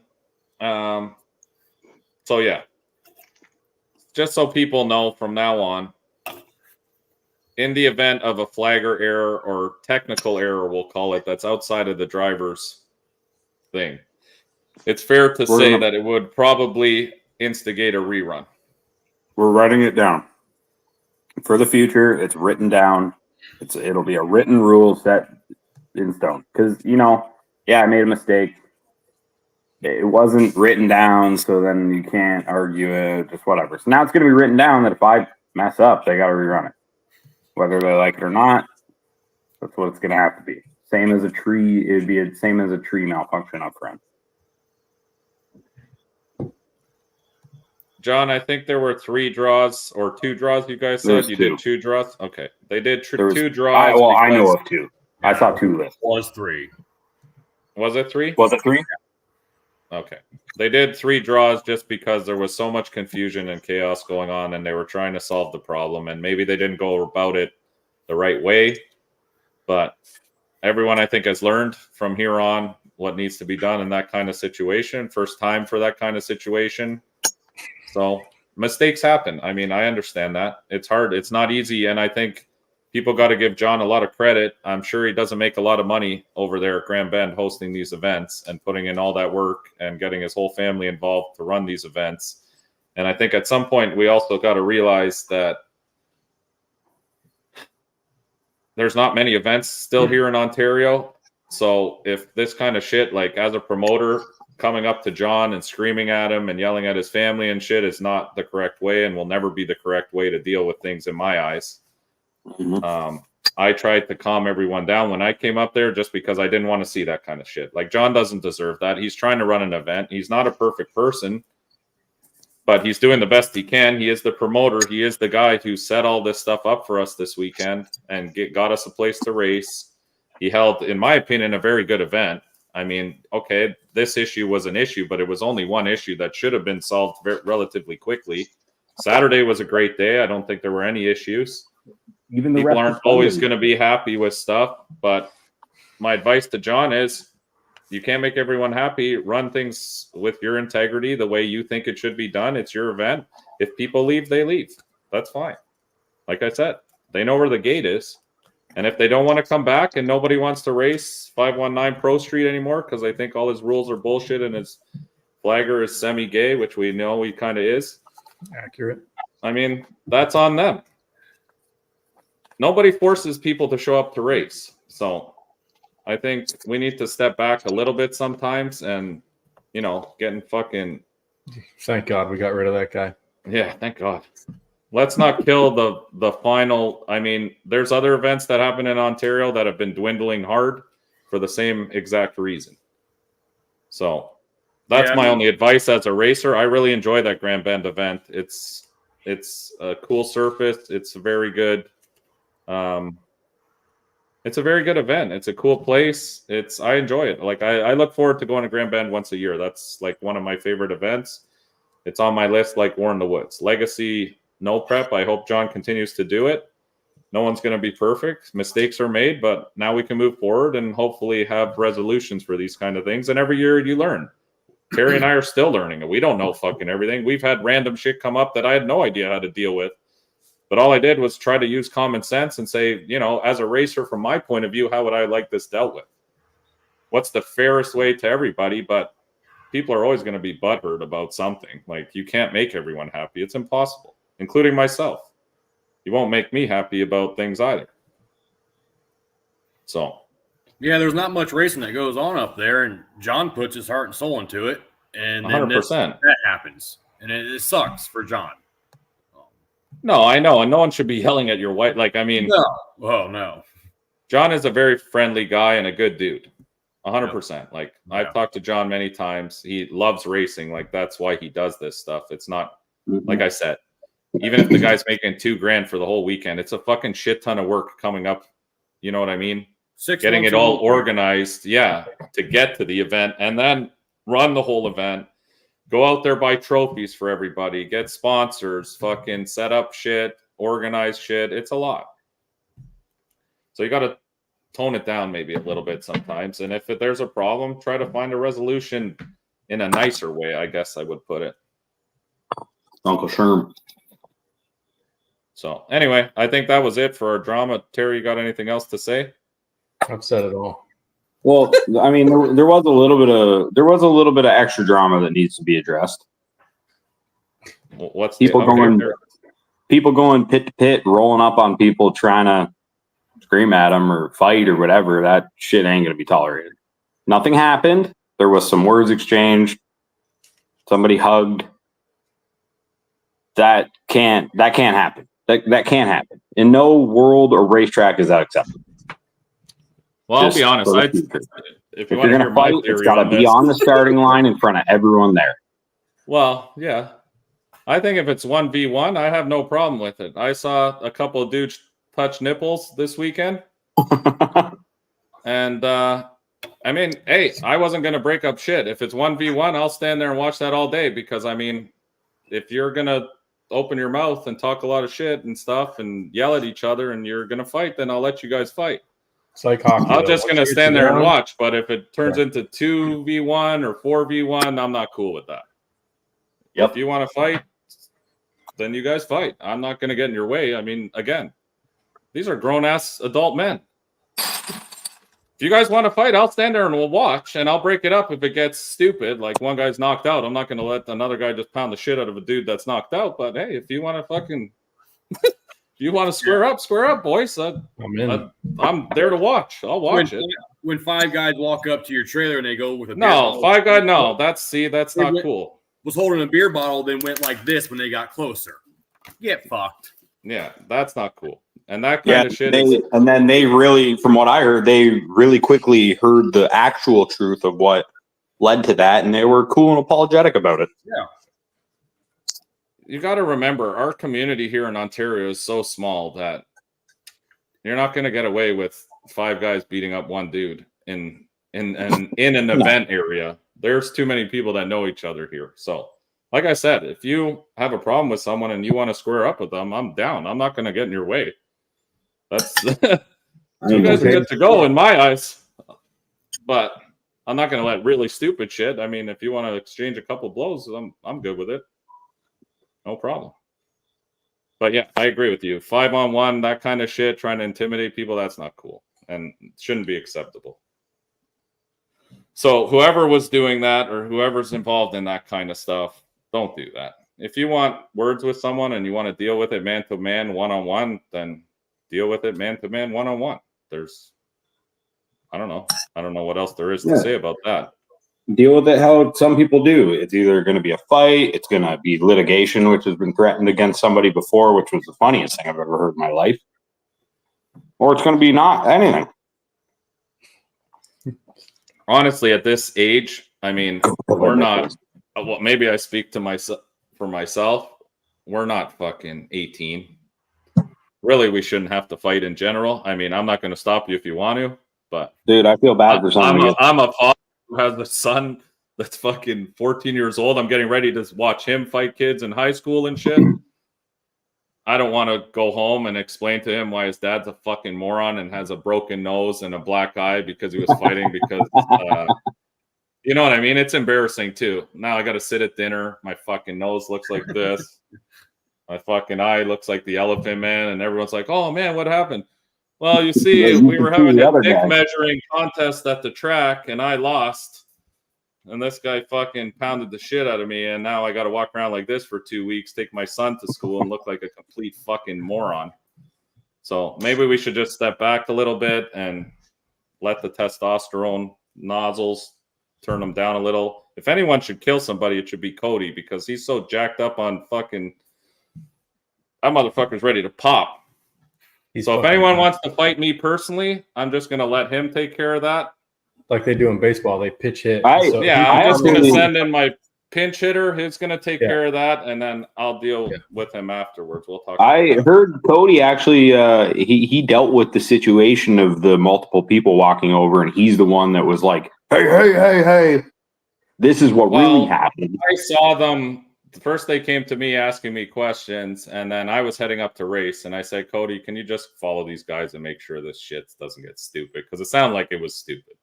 Mm-hmm. There's really no reason to fight at the track unless maybe someone's, done something with your wife in a trailer while you were off racing or something weird like that. Then yeah, I get it. Terry sometimes I'm goes on the around starting line all day. Everyone's safe from that happening. Shut up. They don't call him Terry Tickles for nothing. So if you see Terry lingering around peeking in your trailer windows, don't get him started. That's just what he does. He's harmless. Look at him. I'm the nicest one on here. If you catch Terry at Billy's trailer covered in baby oil, it's just because he's trying to tan better. That's it. He's got that nice trailer lighting, So we good, Alex? Yeah. Any other drama, or can we continue on with the? Yeah, I got a no one special on the- video for Dylan I made. Nobody on the property needed to fight. No one needed to be that angry. Only one person needed to be that angry, and it was Brian Murphy because some drunk guy backed into his truck or into his Camaro with the truck. Paved the quarter line. He's the only one.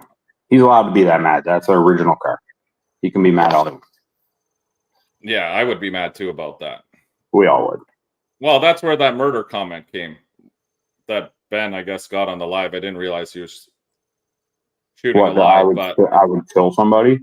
Well, I just said if some spectator backed into your car or a race car. Yeah, no, not that. Not that, because that's a mistake. I said if someone puts a car on the track that's unfit to go down a racetrack, that's out of square or something that causes it to go hard right and smashes into the side of me, yes, we will be fighting 110%. If I'm still alive or not fucking paralyzed, I'm getting out of the truck and we're fighting because that's just negligence and stupidity. Mm-hmm. Hey, big ups to the Hannah jet car guys, though. They did get Mike fixed up for next round, and that was the only reason why I said that. Outside of that, I have no issue, but I don't think anyone should ever put a car on the track that's not fit to make a pass down the track.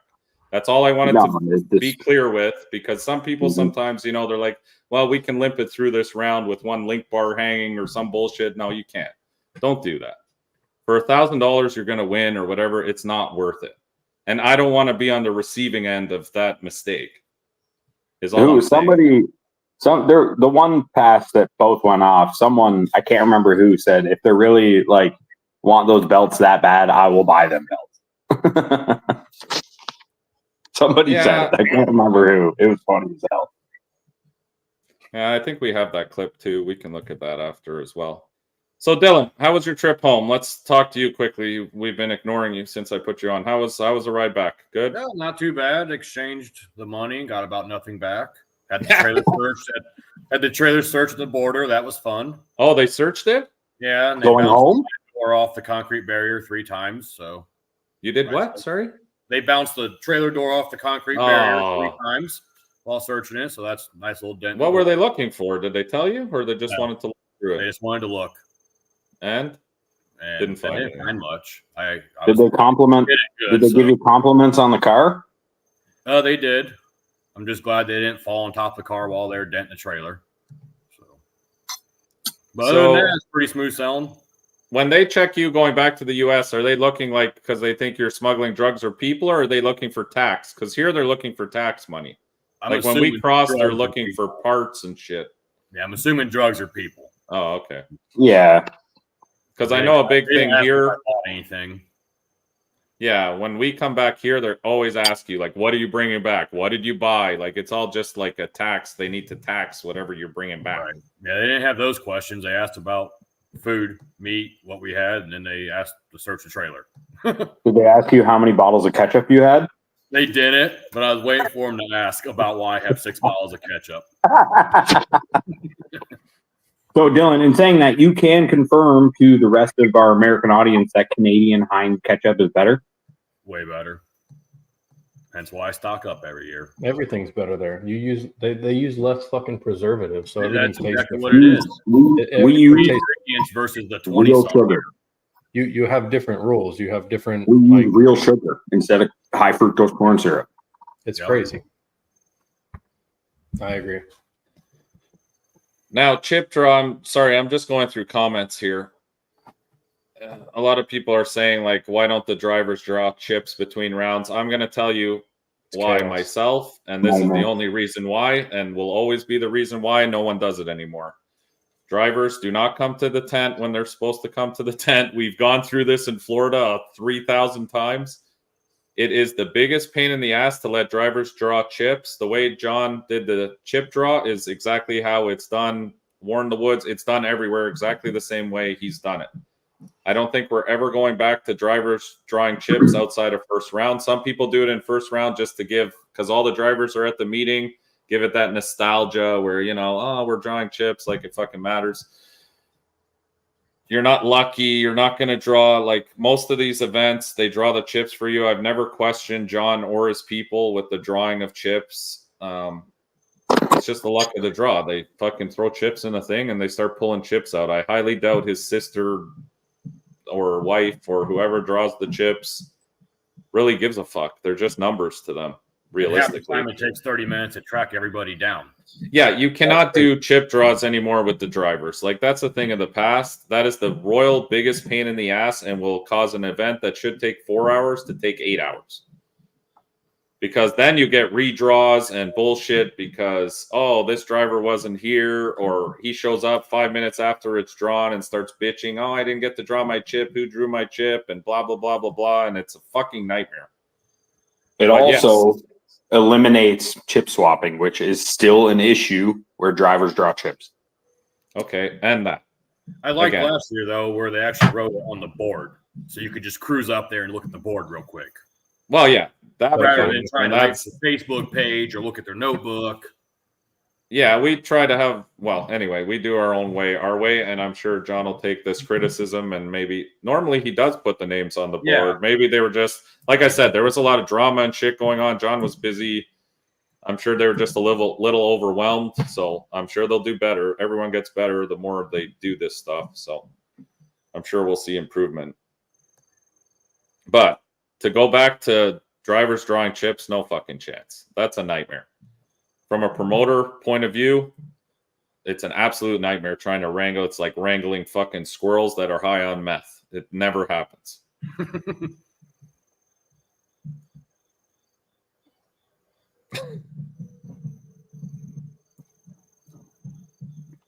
Finally. Oh, there's Cody. There's my boy. Cody, don't worry. I vouch for you handling all the fights I get into. I'm just going to step back and sub you in. You know who was killing it was Tasha? That's her name? Yeah. She was grudging everybody in the world. Tasha versus the world over the weekend. I did get turned on by the nipple touching. I stood back and watched the nipples rubbing. Jesus. He did tell me that before we went. Hey, Dylan? He said, hey. There was some nipple rubbing. He said, I crossed my arms. Afterwards. You saw me what? Over in the corner afterwards because you got all turned on. Oh, yeah. I had to turn around. I didn't want anyone to see. He told me. I just took a step back. Santa with a bone. Yeah, Santa had a present in his pants. Oh. So good. You guys made a fucking mess this weekend. Wish I was there. Yes. So hopefully we've resolved all this and we can move forward with everything. It's good to air out all these problems, I think. It's good that people get to hear their opinions. And I agree with Cody. Let's get back to just racing and having fun. This stuff really, like, we're talking about such small. It's not like you're going out to race for $1 million here and it's going to be life changing. It's lucky if you make enough to cover the weekend. So it's not. I think people need to maybe turn it down a little bit. I mean, most people notice how you handled the adversity. So if there is a bad call, I mean, that's what people are looking for, how you handle the shitty parts of the day. I mean, everybody makes mistakes. Shit's going to happen. They do. You're human. Everyone's going to make a How mistake. you handle it is what people judge you on. I mean, well, and I think a lot of people like judge you on how you and your crew handle things too. I mean, as a driver, I really try to talk to the guys who are with me, and you know this, Terry. I want to keep our racing program at a certain caliber. I see stuff on Facebook by some of my friends, and I don't agree with it all the time, and I talk to them about it. I know they're excited for me and they get hyped up, but at the end of the day, I want to be, above. somebody's always watching. Yeah. I mean, it represents the driver. Your crew is like your one unit. Anyone under the Sinister umbrella represents me indirectly. And I want to be represented a certain way. So I'm not into, like, I really don't like the Facebook beefs and shit like that over bullshit, like shit talking. I shit talk a lot, but I shit talk in a joking manner. And I hope most people take it in that respect. I'm never really a serious person. Dylan knows I fuck around with him all the time, and I got videos to fuck with him in a few minutes anyway. So can't wait. But in the same sense, I mean, he's the first one to say, "Hey, you're fucking up, and here's what I would do." I mean, he's messaged me before when you're busy. KD, I think. Mm-hmm. Yeah, we had a rough first couple of passes, and he was the first one. He couldn't get a hold of you, and he messaged me, "Hey, I know you're there. What's happening? What are you guys doing? Here's what I think you should do." And well, our racing teams are our family, right? These are the people that come and help you. Like, these are not people who come and get paid to do this stuff at this level. These are your friends, family. Like, that's what I mean. I think people need to turn down the volume a little bit sometimes. They just get too fucking fired up over this shit, which I understand. I get fired up too. There should be some sort of mutual respect there within racers, though. Yeah, on the That's weekend, what I mean. you guys are. Yeah, you guys are competition on the weekend. But, what in is general, doing? Oh, now we got echo. Fucking Alex. We got to remove him until he figures his shit out. Alex, give us the thumbs up when you figure your shit out. That echo's horrible. No, it shouldn't be because nothing's changed. It's my phone the whole time. Someone else say something. It's you. It's you, Mike. Ooh, maybe not. Is it me? Harry. Talk now. Hello. It's Alex. It's fucking Alex. It's always Alex. Maybe he's got it on speakerphone and we can hear ourselves. Sorry, guys. Comments have been rolling in here. I've been trying to stay on top of them. I'm reading them as we go. I try to post what I can. Let's just go back to the main one. Oh, tire marks on the roof. Okay, so you want to get back to racing here? Are we done with the drama for tonight? Yeah, he fucked up. It was a bad deal. And bad call. Let's move on. John made some mistakes as well. I mean, it happens. Everyone's human. They're going to hopefully learn from these mistakes and make it better for the next one. And I really do hope John continues. I hope, like, all this shit that went on this weekend hasn't turned him away from carrying on doing what he does, because he does a good job of it. Yep. Every year you get a little bit better, I think, as a promoter. We've learned a lot. Our first year we sucked balls. Second year we still sucked balls. Yeah, we talked about not doing it anymore. Yeah, I talked about it multiple times, not doing it anymore. But we learned and we got feedback from shows like this, from people who are there, and we listen. And we just try to make it better. So, wheel marks on Jason's roof. I don't know how he would have gotten rubber on his roof, but I may have an idea. Wheelie right over top of his head. Is this guy fixed now? Are you okay now? Should be good now. Yes. Sounds like it's fine. Okay. All right. So going back to where we were after the first round drama, we moved on to second round. Yeah, we ended up pulling Jason White, who has super fast Nova. Everyone knows it, copper top, very well known in Ontario. He's won small tire a bunch of times. This year it's been even faster than last year. He figured out a bunch of stuff. So nitrous car, big block, very nice, like show quality car too. He's finally using more than just one kit. Yeah. Well, I mean, it must be tough with a big block too, because it makes a lot of power on itself, and then you're adding all this nitrous, a fucking lot of power.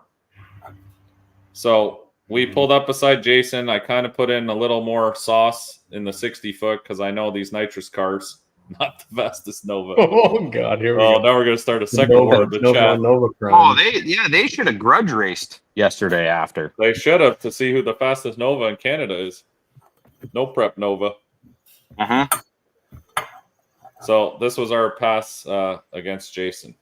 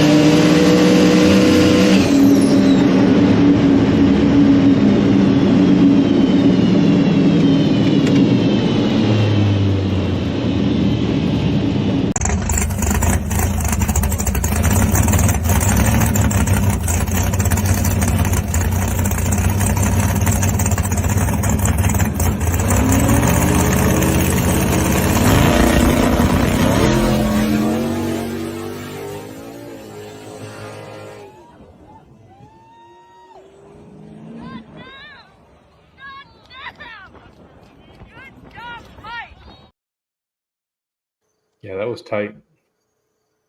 I was looking at Jason. I was telling him out the passenger window out of the corner of my eye to see where the bumper of his car was, because as you can see in that video, you can't see much but sky. And never in my life have that's the first time ever I've pulled a wheelie, let off fully, and then stepped on it again, and the car didn't go back down. It went right back up even higher. Normally, when you pedal it, it'll drop the nose back down, and then you can carry on. But I think I hit that perfect rubber that was there from before, and it just dead hooked the tire when I stepped on it again.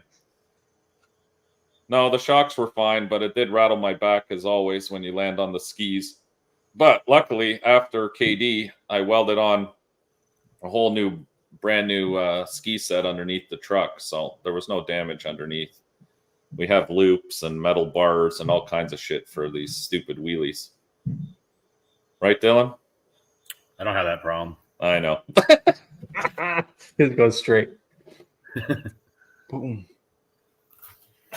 Oh, I didn't even see. Yeah, Ben sent me the GoPro. I didn't have that loaded up, Ben. I was trying to edit all these things. So then we had the next round of Outlaw, which we were lucky and got the buy for that. So we didn't end up taking that pass because after that wheelie, I wanted to check everything over and make sure the truck was good, which it was. There was no issue there, but we wanted to make sure everything was good with it. I think I scared Jason a little bit when he looks over and sees the underside of my truck out his passenger window.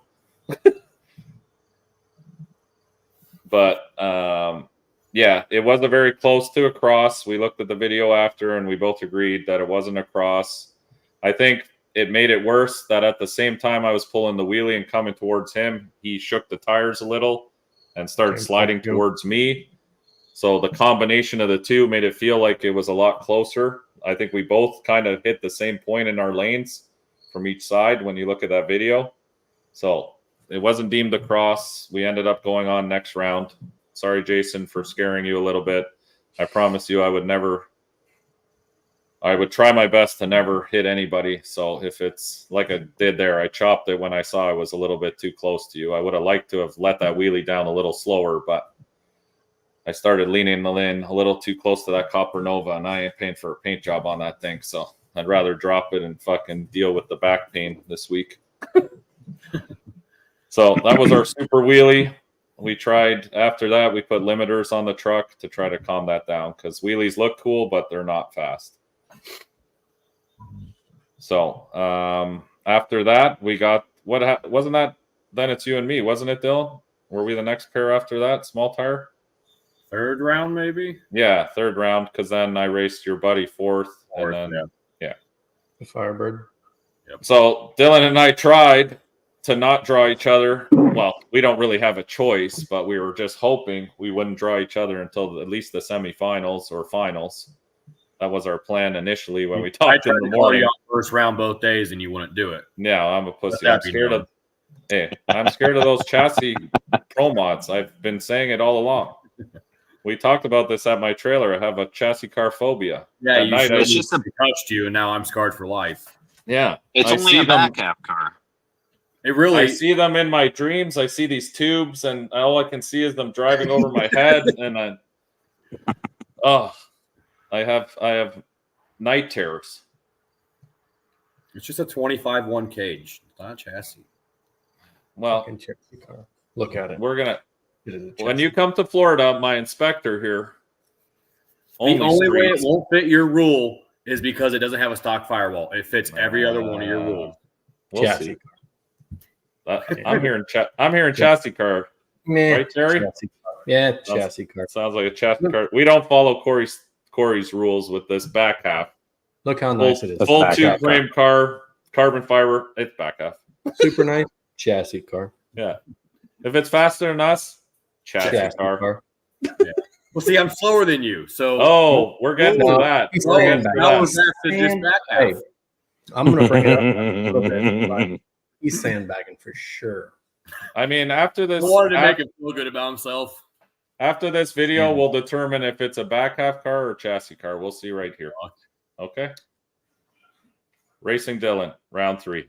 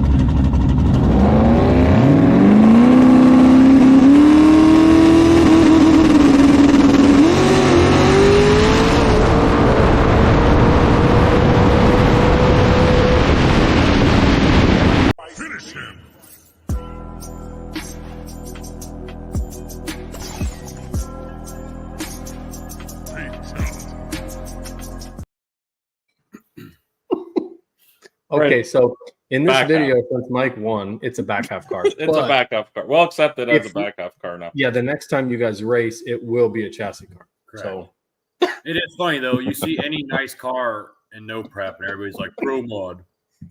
Instant. For sure. Apparently, I just gotta build a clapped out piece of shit Fox body, and everybody will be Yeah, like, then you'll be fine. Oh yeah, that's not. Then it's a street car. Yeah, it's all fine. That poor little all steel, all glass, daily driven S10. Yeah, it's not even the little window net. When you open the door, that shit is like floor to roof window net too. It's how the it should be. Expensive one. Sorry, I like being safe. Did you see the two window nets and no prep? Who else noticed the 2 chutes on the back? Anybody? Had them laying on. They're small. They're small chutes though, and they're spring chutes. They're not even air launchers. That tells you. I'm poor, and they were sitting on the shelf. I used them. Dylan, if you want air launchers, I know a guy. I'm poor. Dylan, when you come to Florida, we'll air launchers on because I have my exhaust coming out the rear. Oh shit, Mike, yours isn't out the rear. Which? Your exhaust. So I guess mine's more of a street car because I have exhaust out the rear. Mine's out. He's got tailpipes. No, yours is out the back of the cab. Mine's in the rear of the bed. Mine goes past the rear bumper.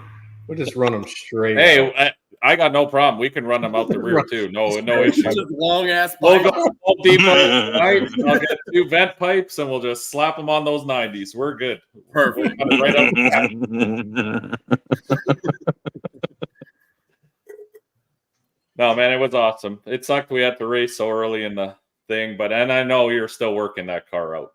No. Trust me, Well, I'm not stupid enough to think that that I got it covered all the time. I just got lucky this weekend. Looking back at that pass and your data there, what do you think it was the bump? Do you think it's just working out the bugs of the car? What would you have done different? Oh, I knocked tire on the hit instant. Okay. I slowed down 2/10 into 60.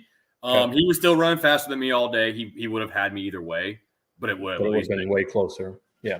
Okay. Yeah, if I changed I went up a pound in tire pressure and changed the tune around, and it did not like it. It's too much. Yeah. Well, you're still learning. Like, you've barely even used this car, right? So it's right. Yeah. taken me fucking 3 years to get even to this point, and we're still not even that fast. Like, we get lucky sometimes. Yeah, but it's taken 3 years. You're moving at a relatively good pace of fucking making it work quickly. Guys, dude. Just you, Ricky. You're the fastest one in here. Ricky's not fast right now. No, that's true. That too soon? Did they too soon? Or did I too soon. So that was our race. Sadly, I had to knock Dylan out a small tire, but I'm sure he'll be back. And I've already agreed. Oh, Dylan, on the belts, I was going to tell you, we don't have to send each other the whole belt. These little face plates, because this is Dylan's truck on the small tire one.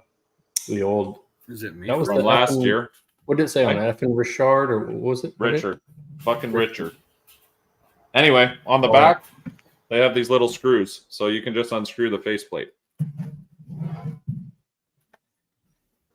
Is he still with us? So you can just unscrew the faceplate. Or it's me who's frozen. I think there's an echo. Apparently I'm froze. So you can just unscrew the faceplate. Or it's me who's frozen. Is it us? Oh, no, it's I him. think Was it him being the echo the whole time? Yeah. No, it was you before. Is he still with us, or I lost him? Yeah, that's Adam's truck. That's Adam Underwood's truck now. Right? Yeah. Okay. It's Adam's truck now, but I got to take Cricket. Dylan. Once you fix your connection, come back on. Hey, that Cricket Mobile kicked him off 10 p.m. That's enough. Oh my! They started throttling the data. Yeah. Well, Adam, Adam's I truck. apologize. Then I was wandering around with your truck all day today, so you may not want the plate anymore. He had socks on. I had socks on. He doesn't like the How cold many? floor. He doesn't like Just the cold floor. How many socks? Just one. 2 or 3? 1. 3 socks. Yeah, 3 socks. Dylan's probably shooting at his neighbor. No, I do that. If you guys All right. ever heard that story. No. Go ahead. Well, it wasn't at his neighbor, it was over it, but Dylan definitely handed me a shotgun. I shot it out of the garage door towards the neighbor's house. You guys are fucked. He told me to pull the trigger. Initially, Adam Hodson wanted me to point it at Dylan wanted me to point it at Adam's car and shoot it, his Grand Prix, but I was like, I know smart enough not to do that. So I pointed it up, and then it was like, bang! I was like, that was, oh my God, that was actually loaded over the neighbor's house, which is pretty far away, but still.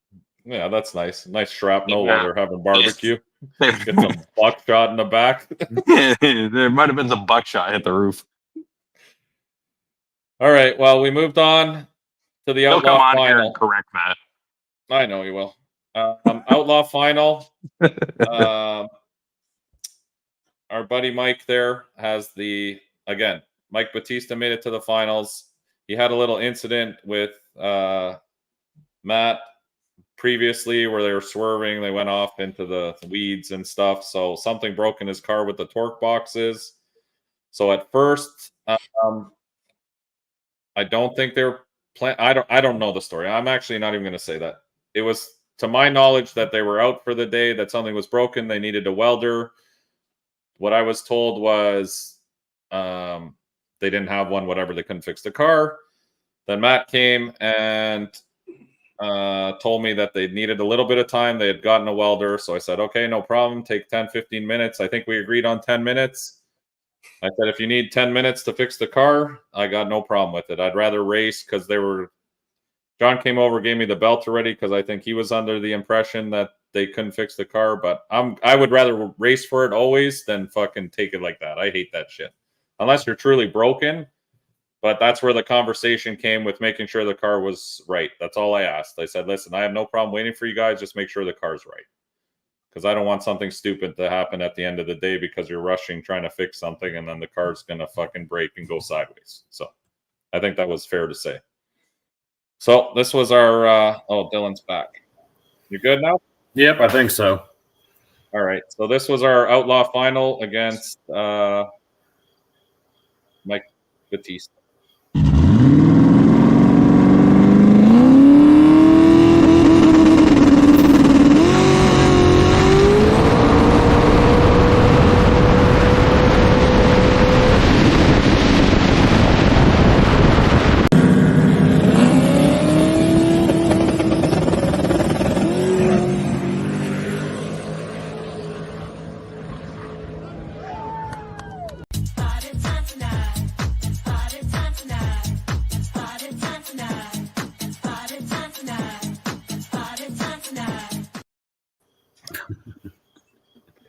So we ended up winning Outlaw, which we have the belt for here. All these belts have the previous year's winner on them. So, like I said before to Dylan, it has his old truck because he won last year, small tire. You didn't win Outlaw, just small tire last year, but you won small tire. Small tire. Yeah, and you won it both days, though, Saturday and Sunday. Yeah. So I said I would give Dylan, what I was telling you, Dylan, is we can just take the plaques off. That way I can mail a smaller package. Oh, okay. Perfect. The plaques unscrew on the back. So, yeah. And then he can give me the one from the small tire one he had last year. That way he gets his truck. I'm fine with that. I don't care what's on it. But the sides, actually, Alex brought it up. The sides say which legacy it is and all that. So that's why I just want to keep the actual belt part. Yeah. So we ended up beating Mike again after he beat us on Saturday. It was a good race. It's always a good race with Mike. We've been going back and forth a lot. Yes, I do need to clean the roof. Terry's hasn't been around, and I'm out of detailing products. But Dripping Wet is sending me out another detailing kit for the truck. So I told him just go ahead and save on international shipping. Send it right on over to me. I'll take care of it. I didn't tell him that, but I should have. Yes, Mike, your car went straight as an arrow. I was happy to see that. It was good, clean race. We both stayed in our lanes. I appreciate that a lot. I talked to him. As everyone, like, we all have a lot of money invested in these cars, so I never want to see anyone's shit get smashed up. Yeah, torque box being ripped out. That's probably not a good feeling going down the track. No, then that's what kind of made me nervous. I was like, if they half-ass weld it or do some kind of, it's just scary. Like a part like that breaks and you're right beside each other. Because last race we were literally fucking fenders. So in my mind, I'm like, all it takes is something in the rear end to lose, and he pulls one of these and just fucking jacks me and pit maneuvers me. It can get very bad very quickly. Oh, so yeah. That was my only concern. I'm glad they fixed the car properly. It went straight. So thank you. I appreciate that. So then we moved on, and it was the same finals again. We got Mr. George V2, version 2, Protex car. Again, another fast car. Both their cars are fast. The orange one has come back to life. Orange, what was it called? Orange Crush? Orange Tangerine Dream. Oh, Tangerine Dream. That's it. The Tangerine Dream is back. So we have our finals this time for the belts. Small tire day 2. I get lost here. Small tire final. Where is it? Oh, small tire finals right here.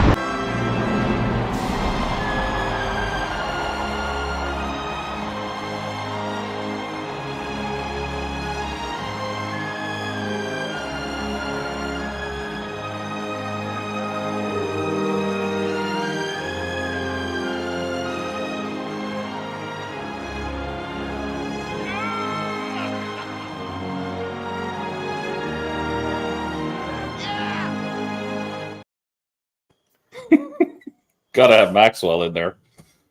He's So we showing- ended up winning small tire against Mr. George, who's very fast car. You can hear in the video, it started coming up on one of those wheelies again, and I cut it real quick. I wasn't even going to let it attempt it because I knew what would happen. If it started going up, it was going straight up.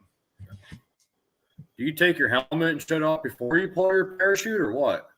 Hey, I've been saying it for fucking 2 years. You know, Still, 500 feet after the finish line. He's already put the truck in neutral. He's been on the brakes. He's checked his rear view mirror. He's taken his hat off, his gloves, and then he throws the chute.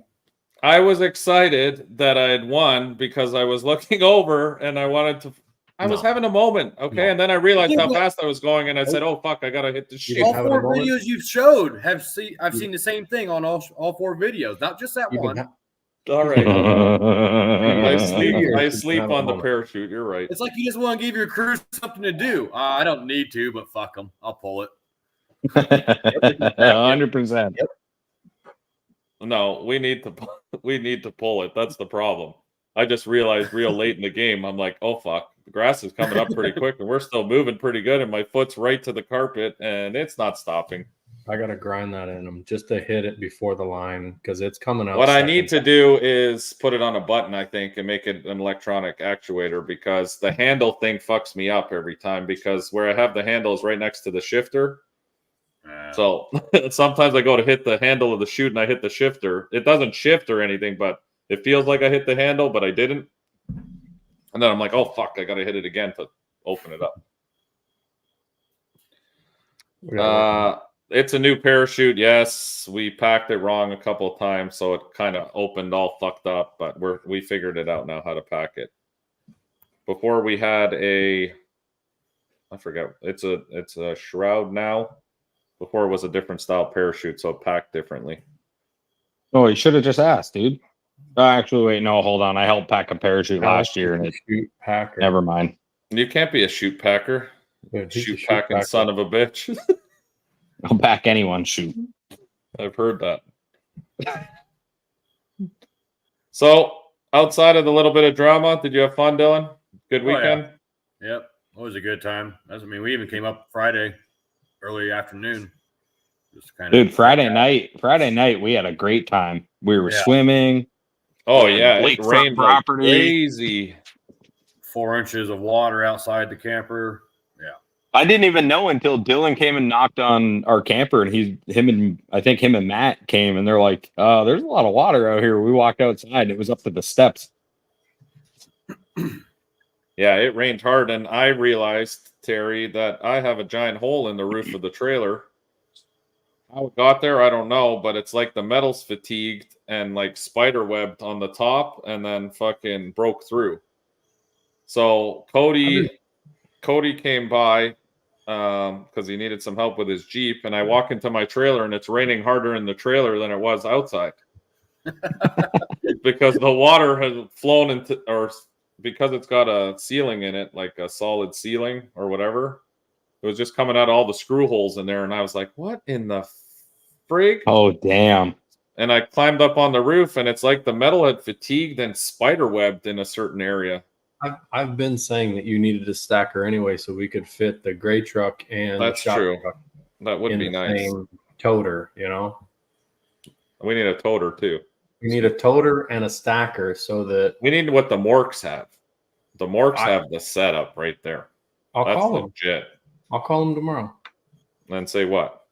Hey, how Can we much borrow that?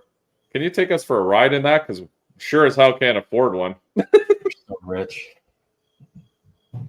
So yeah, it was a great weekend for me too. I honestly, I didn't come into this weekend thinking that's what was going to happen this weekend. So I'm super pumped about that. Truck's working well.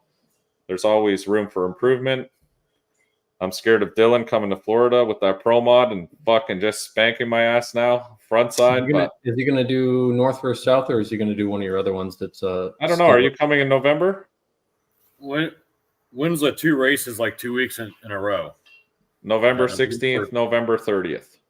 So that's in November. So yeah, I'll probably come down in November. So those will be more no prep, but on a front side. So they're no front and back side. Orlando. Okay. There's one front side, one back side. So But see, I'd that's a have good to time. do what that's run what you brung November, right? For the first one, the backside, no, is small tire. And then the one in January is one in January is open to again.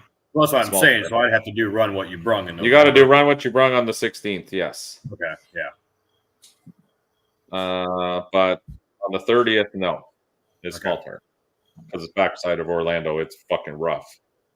It makes dig or die look actually quite pleasant. Have they race there backside? They race there not very often. The last time was last year. They've like TRC's done some shoots there with some all-wheel drive cars and stuff for video, but no one's been racing there since last year. Do they start at the finish line, or do they start at the very end and go towards the start? No, finish line, like at the very end of the track. It's rough. And go towards the starting line. Towards the starting line. So it's virgin. What do you call that? Chip and seal. Yeah, it's like rocks. It's not even fucking asphalt. I shredded a brand new set of tires in 3 passes. Sounds like I can't wait to come. Yeah. Well, that was, in fairness, though, that's back when I was the king of the burnouts. So on that kind of surface, that's like 15 passes for me then. Yeah, it's like going to the supermarket, get one of those badass cheese graters, and then just holding it against the tire and just letting it fucking eat. The Orlando race is the 30th. We have Immokalee the 16th, and then we're working with TRC on the 30th. And then if there's any truck guys, there's also a truck event on the 7th, November 6th. I don't know, whatever that weekend is prior, is the South Florida Truck Throwdown. It's an all-truck event. So we're racing 3 times in November. Fuck my life. That's right, Terry. Pull your big boy socks up. Get your G-string out. It's time. The racing's fine, but helping run the events and racing is your favorite. It's a lot. That's when Mike Terry told me you hardly did anything though at the races. He's so full of shit. He is so full of shit. I'll run both you guys' crew. You can just come by yourself, and I'll run Dylan's crew. I'll be Dylan's crew and your crew, and run the event. He probably would try it too. He'd hate his life. Do it. No. I'm the nice one, remember? We're not actually buying a toter. I was completely joking. I don't have money for that. I patched up the roof today, so the roof's fixed. We're sticking with the trailer I got. You threw some Flex Seal right off of Amazon. Yeah, that motherfucker is all I can afford right now. So I'll patch that thing together till the walls fall off. Oh, God. So, yeah, I think it was a great weekend. I had a lot of fun, boys. It was good seeing all you guys. I hope everyone moves on now and the drama's done for this week. We settle it on the weekends, and then Facebook can settle down. Hopefully. Till the next one. Sorry, Alex, if we were hard on you, but, you know. No, that's fine. That's fine. Mike, you know exactly how you can talk to me. You know I can take it.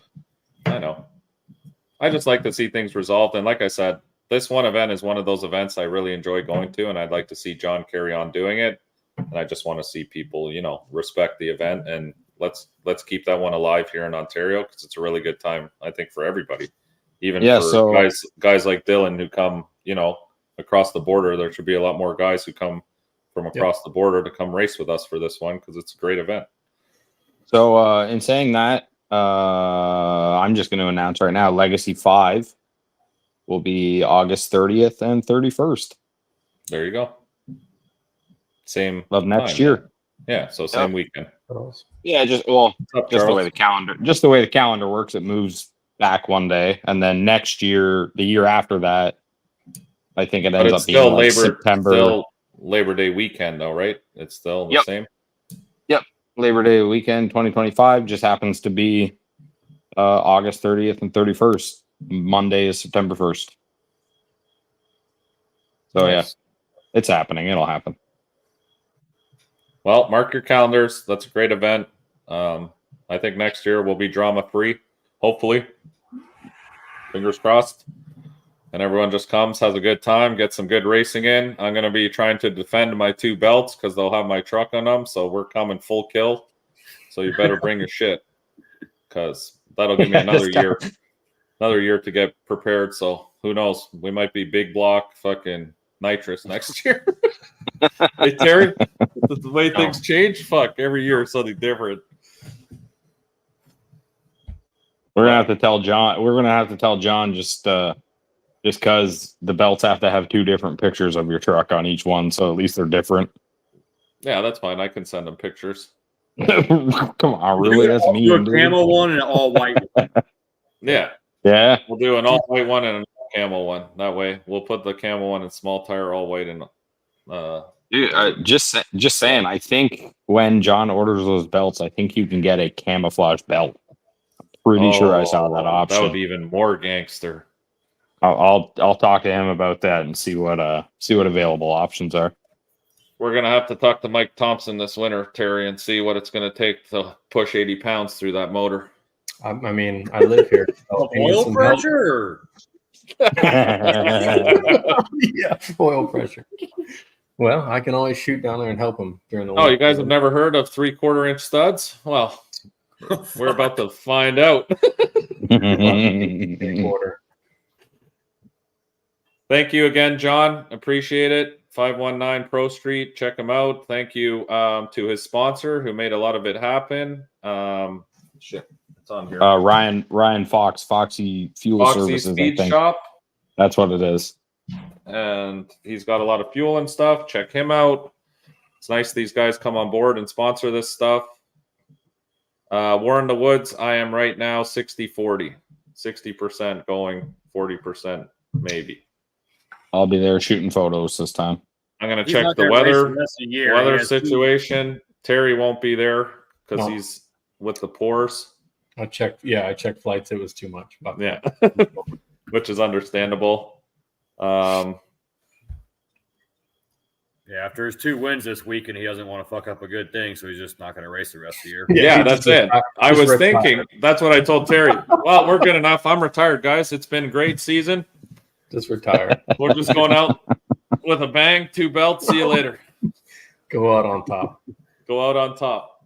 Then I can say, well, finished off as a winner. Hemi S10. I should have done that in the first place, but we're way past that now.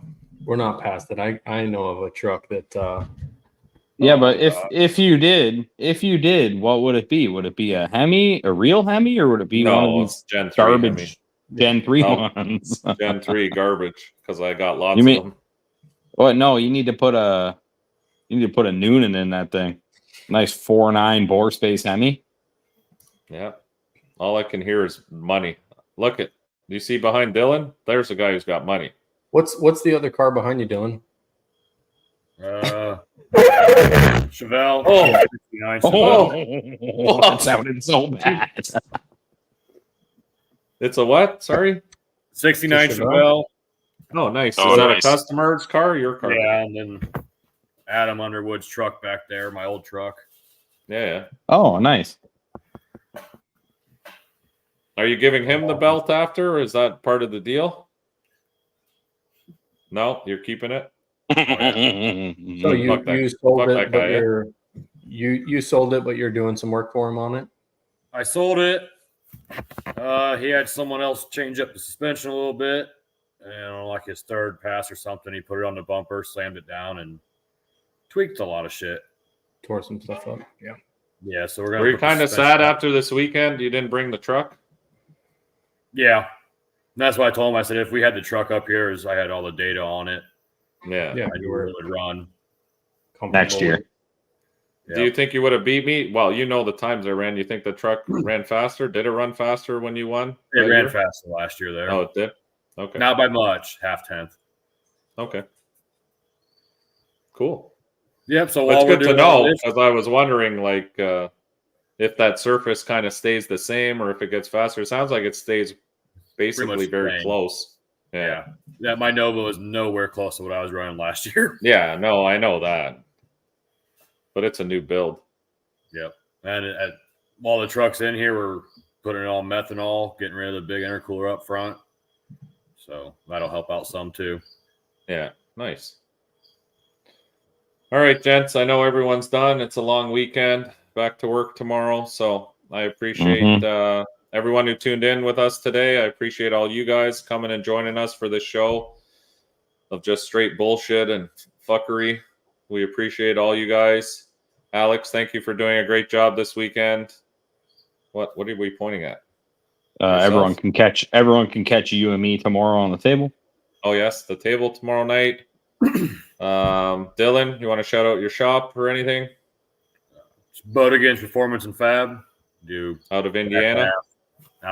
Just 20 minutes south of Fort Wayne, Indiana.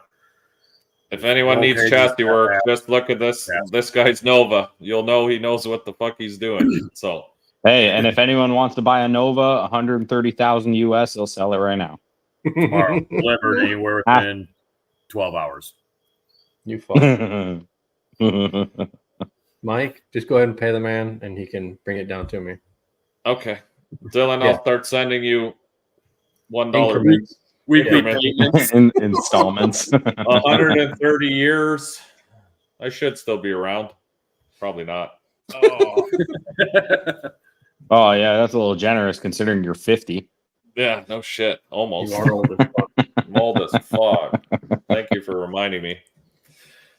All right, guys. Thank you, everyone who joined us tonight. Thank you, boys. I had a great weekend. It was awesome seeing all you. Great event. Terry, you missed out. You're still gay. I mean, I can only spend so much time in Canada. Fuck. That's true. I'll be seeing Terry in. I got the clock in my bedroom there that counts down just the countdown hours and the days. I don't know exactly how many, but we're gonna be back in Florida soon, guys. Don't forget. Important business. We got Is Dylan really coming down for November? The what? October? Is he coming down? Who? Dylan. I'd like to. Yeah, I think he said he'd like to. I might take Ball Brawl 3 in the Orlando. November 16th. Immokalee, one of the best no prep frontside surfaces in America. Come down, hang out with us. Terry will be there. We're going to have a banger of an event there. And then at the end of the month, we have joined up with TRC. That racing channel is doing a no prep on the backside of Orlando. And we're going to be just doing the operations for them to make sure everything's properly done, rules, chip draws, stuff like that. So you can see us again on the 30th. And then there's also going to be, like I said, if you got a truck or something and you want to come down for our race, there's a race the week before, truck event, front side. It may or may not be prepped. I'm not sure how they're doing it, but they're going to be doing that at Immokalee as well. So very busy in November in Florida. And don't forget, of course, February. We don't have the date yet, but North versus South 2. Same payouts, same structure as last year. Just a lot more cars. We're going to try to make some more room so we can get some more cars down there because last year we were very limited. But for North versus South, first come, first serve. Once the spots are taken, the spots are taken. We have limited space. We're going to try to open it up a little bit more, but we don't have a lot of leniency there. Yep. That place gets packed up pretty quick. So that's going to be an awesome event. We're going to get Limpy back. And we got a whole bunch of other shit planned for that. So, yep. If you're traveling, if you got any questions, where to stay, where to go, what to do, just shout. Yeah. We're always online. Sinister Performance, No Prep Racing Facebook page. If you got questions on rules, on when events are, updates, we post everything on there, what's happening. And if you got any questions, feel free to DM me. No nudes. Dylan already filled my whole inbox with dick pics, so I'm going to have to go through them all. We're working through them, but we can't get through them all. I know, we try, but... Hey, there's freckles on them, right? There's freckles on it, right? Oh, yeah. I thought it was I thought it was like some kind of lizard from the Amazon, like the belly of a lizard. Yeah, I thought it was like the belly of a spotted lizard, and I was like, fuck. Why is Dylan sending me these lizard pics? Oh, I didn't know lizards were so veiny. Yeah, and so small. Now we know you're lying. All right, boys. Good seeing you both. Have a wonderful week. See ya. And yeah, we'll be back in 2 weeks to fucking do it all again. Talk some more shit with you boys. So everyone have a great week. Be safe, and we'll see you in 2 weeks. See you guys. See ya. See you, boys.